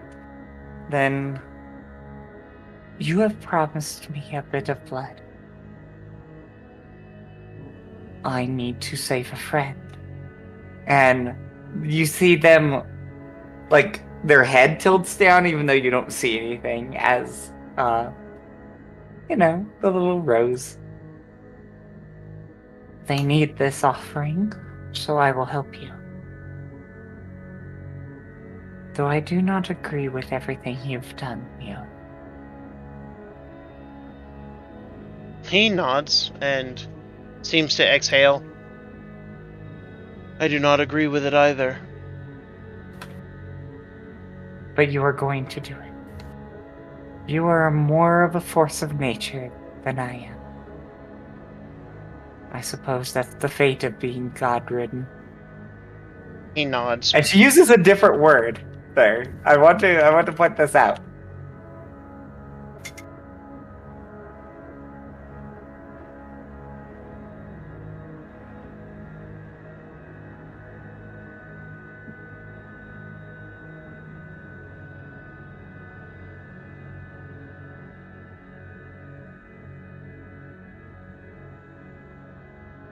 Just to put it in a...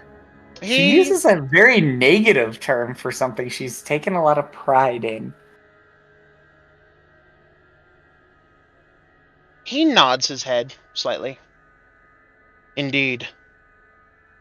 It seems the gods are concerned over something.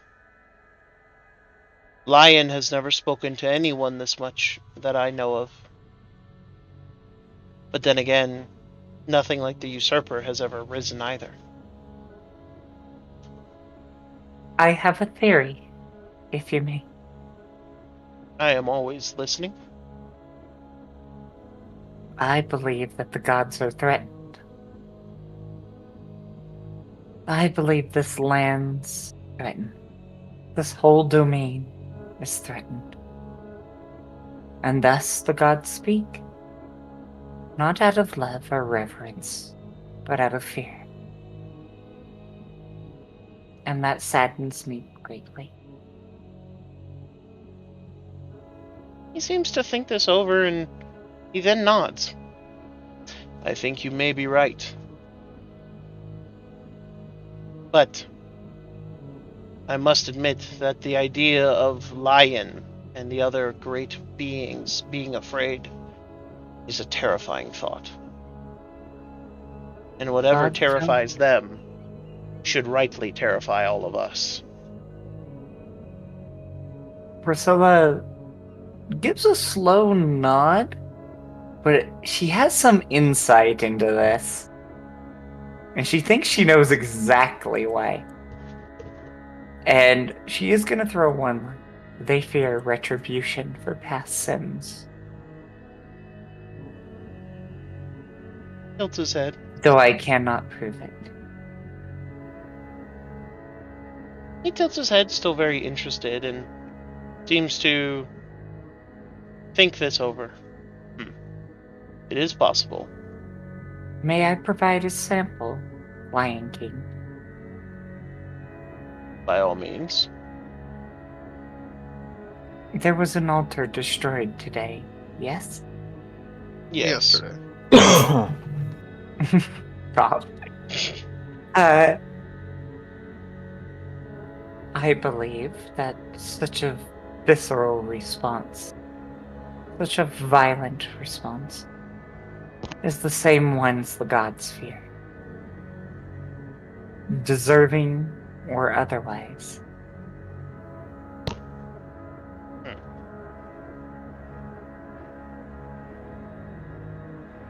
Nevertheless, I will ride with you for the blood.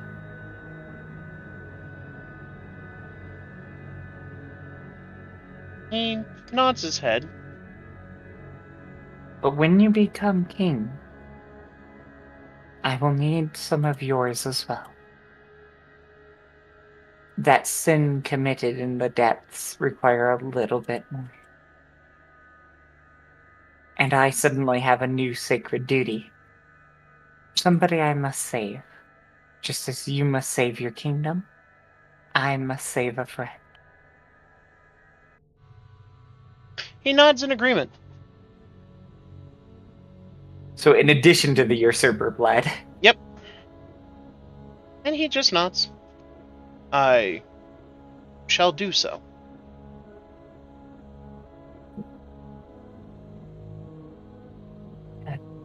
With both bloods, perhaps we can be inured against future violence. One day, maybe, Tobias. And she looks over to our rabbit friend. We will stop lying to ourselves.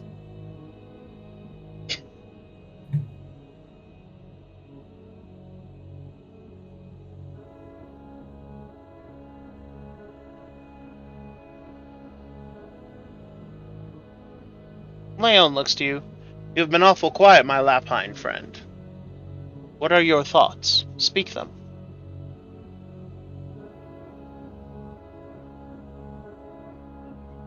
Oh,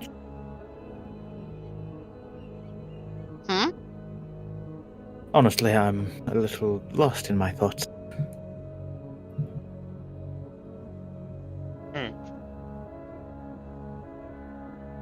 Well,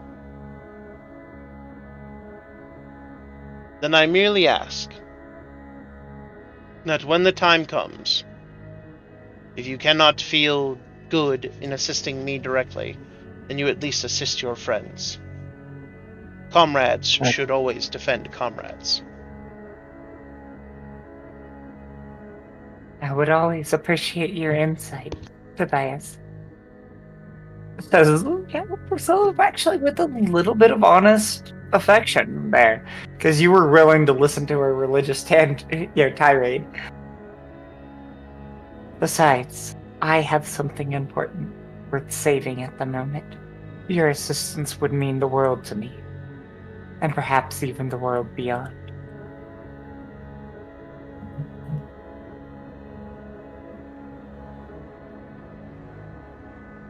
You can count on me to help out. He nods.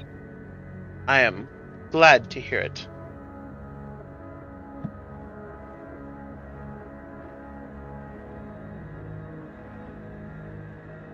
He then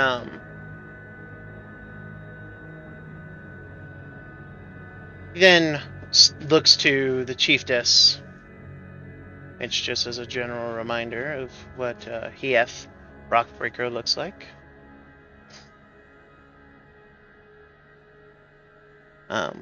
He then stands and looks at all of you. Well, I suppose it is time that we begin our march. I have only one more thing to do. And looking over at Hieth, actually. Thank you for letting us stay here. I have taken root multiple times in your land. It is so blood-soaked that it feels like home. She looks to you. Home is where roots can grow. Home is where heart rests. Home is where family is. So we have heard it said, and so we have said, yes? Perhaps this isn't like home then. Thank you, though. Your land tastes good, if nothing else. And there is actually a deep slump in the shoulders of this plant, as it looks here like longing for something, for family, for friends, for anything. But there's nothing. It's a hyena, and she is but a plant. He actually watches Hieth kind of stands up and moves closer. She then taps on your armor. Tink tink. Hieth knows. Hieth knows where you can find answers about this. It's strange, but it reminds Hieth of old stories, of old ways. Gieth will Yeah. tell you after battle. So you make sure to live, yes?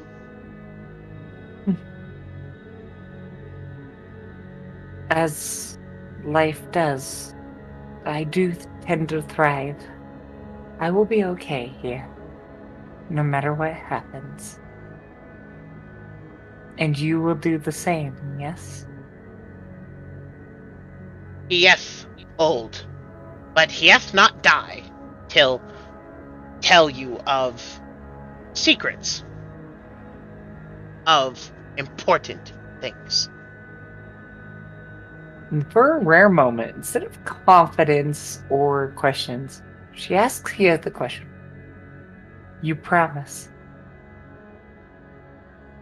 Gieth seems to tilt her head, and she reaches down and she lifts her hand up to her mouth, and you're not sure what she does because her hand is too big, but you swear you see her mouth open for a brief moment, and then you can smell it, that unmistakable scent of blood, as she extends her hand to you. Gieth swears on blood of bloods. I actually will accept that. I will consume in the blood, as my nature is. Because she doesn't have blood to offer of her own. But as you take it in, you can feel the sincerity. You can feel the emotions that Gieth is trying to convey here. And she is very serious in that she swears that she will not die until such a time as she has told you the secret that she has. You see a bow. What is the most equivalent to reverence that a non-Knoll can show a Knoll? It is a bow. It is a bow or a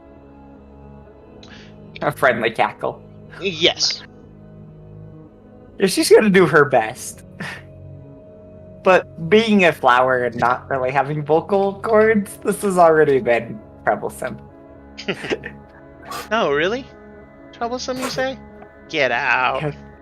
Nah, it's hard being a hyena when you're a flower. Who would have ever thought? Yeah, I'll work on that, she says apologetically for her.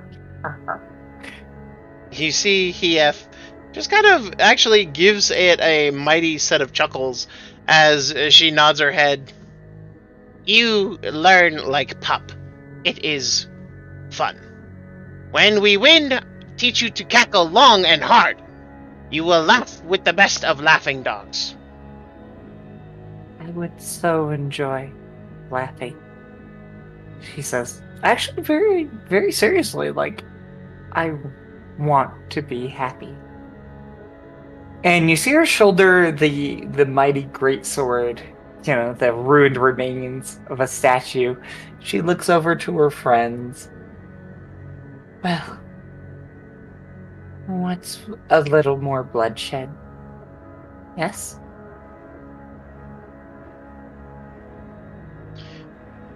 And as you guys have this finished conversation and have the set of your shoulders, this is actually a perfect spot to end it tonight, as I would like a couple more members to be here for this particular final confrontation. Also, that particular session will be going over time, so just keep that in mind for next session, ladies and gentlemen. However, I would like to thank all of you so very much for popping in and joining us for this theater of surgery. The Wildlands operation is going smoothly, and we are near the climax of the Pride Lands arc. I'm actually super excited with how well this has gone so far, and I can't wait to see how they end it. So, yeah, this has been a wild ride. Once we... I'm so on the fence. I got one decision to make. I know it's coming. But Still, I could not even attempt to do these amazing stories and tell these amazing visions of my own without my fantastic cast of characters, and allow me to introduce them to you for those of you who are new, or for those of you who are joining us for many a time over. And this is the point where I can give my utmost heartfelt thank you. So, first and foremost, we have Mr. Exile playing our bunny artificer, Tobias. Yo. Who got a lot of screen time today, man. Everybody wants to talk to the bunny. Everyone wanted my advice and shit. Not used to What you talking get that for much, being the Tobias. scholar. Right? Not used to talking that much there, Mr. Exile? Not used to thinking that much. That's a mood, though. Right? I love that the scholar bunny is like, man, I don't want to think. I just want to read stuff. Yeah. I want to read my book. Leave me alone. And then, of course, we have Mr. Eric playing our ooze girl medic, Gopsy.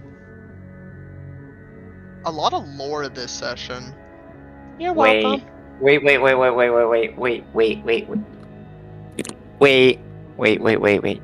Can I roll something, DM? Of course. I know we're at the end of the session, but no. No, if this is the realization I have in character, we're gonna have a whole interesting next session. I'm not sure what check to use for this. Gobsy is not made of the same material, right? Correct. As my Made of friend. chemicals. Correct. Oh, thank God, because that would have been a whole thing. No. There is a difference, and it is Okay. noticeable even to you. God, yeah, I just realized that could be an amazing plot twist, but yeah, I did. Yeah, okay, cool. Yeah, wait a minute. What's Gobsy made of? Gobsy, if you were made of the remains of my dead friends, we would have a conversation. I don't know what I am made of. Just saying, out of character, if you ever want to change that little bit of lore, that is amazing. I mean, Gobsy barely even knows what she's made of. So Yeah, there could be an element of that in there. So for all we know, Gobsy might actually be made out of friendship. Yeah. If Gobsy is made of literal friendship, we have a conversation to have. I don't even know what I am made of. Oh God, it's that fine. wouldn't stop that conversation though. But we yeah, no worries. That makes it a lot easier. We also have May the Panther / morphed goblin, who is our tamer for the session, played by my brother, Mr. Crowlot. Need more fluffy things that talk. More Tobias. More Tobias. If I was made of dead friends, should Priscilla drink me? Like, as retribution? That is a phrase that I did not expect to hear. That is a whole conversation we would have to have. Whether you need to be sacrificed on the altar of friendship. All we have here is more lore that we didn't even know we were gonna have. Yeah, I don't think that was a intended consequence, but it's a hilarious idea nonetheless. Right? But back to May. We have a new Panther friend with other friends. And I look forward to actually knowing May a little bit more in character, hopefully along the way. Oh yeah. Yeah. May's gonna be fun, I'm sure. Also, as I gave everyone else a DM item, of course I had to give May hers because I'd been. Oh yeah. It took me some time to figure out a good one for May. Just I had building something very for a simple tamer. one. Building something for a Yeah. tamer is a little hard. Pretty thing prettier. Make May pretty. May has bow or sash. 2024, make May pretty again. Maybe the future will be better, I think is your slogan. Jesus. And last but certainly not least, we have our Greenborn, a homebrew species that Callie came up with for my Patreon. Known as the Godless Procession, or as her friends affectionately call her, Priscilla, a paladin who is also the homebrew paladin that you created as well. Yeah, nerfed heavily and maybe too heavily. We're still kind of trying to figure that out. But nerfed heavily, yes. The Greenborn Paladin. I wanted a more naturey nature paladin, and this is what I came up with. So if you like it, let me know. But more importantly, I have something a little bit for everyone. True. So for Gobsy, a mess of remains put together, oil from the past. I thoroughly do not envy your existence to be the remains of others. For Tobias, my favorite scholarly creature, a mind that expands well upon my own, but has very little soul. For May, a friend that tracks friends, feelings upon feelings. For Marv, even, because Marv isn't here, Marv knows much about the decayed remains and knows nothing of the living. And for Tyriador, happy to drink, happy to adventure. And for the DM, why must the gods pit us into endless circle of violence? Oh, why awesome. must indeed. Why must indeed. But Welcome to D&D, aka the Get Fucked Chronicles. That is, I mean, that's why you play D&D or play tabletop RPGs, to get into conflict. I wasn't expecting that much of a laugh reaction to that. But it is true. Anyway. But, with all that being said, I, of course, am your humble physician and your master of the surgery today. I am the DM, known as Dr.JWolfenstein, and in the Wildlands, I am known as the King of the Wilds. And we will see you in the next operation. Until then, stay healthy, my friends.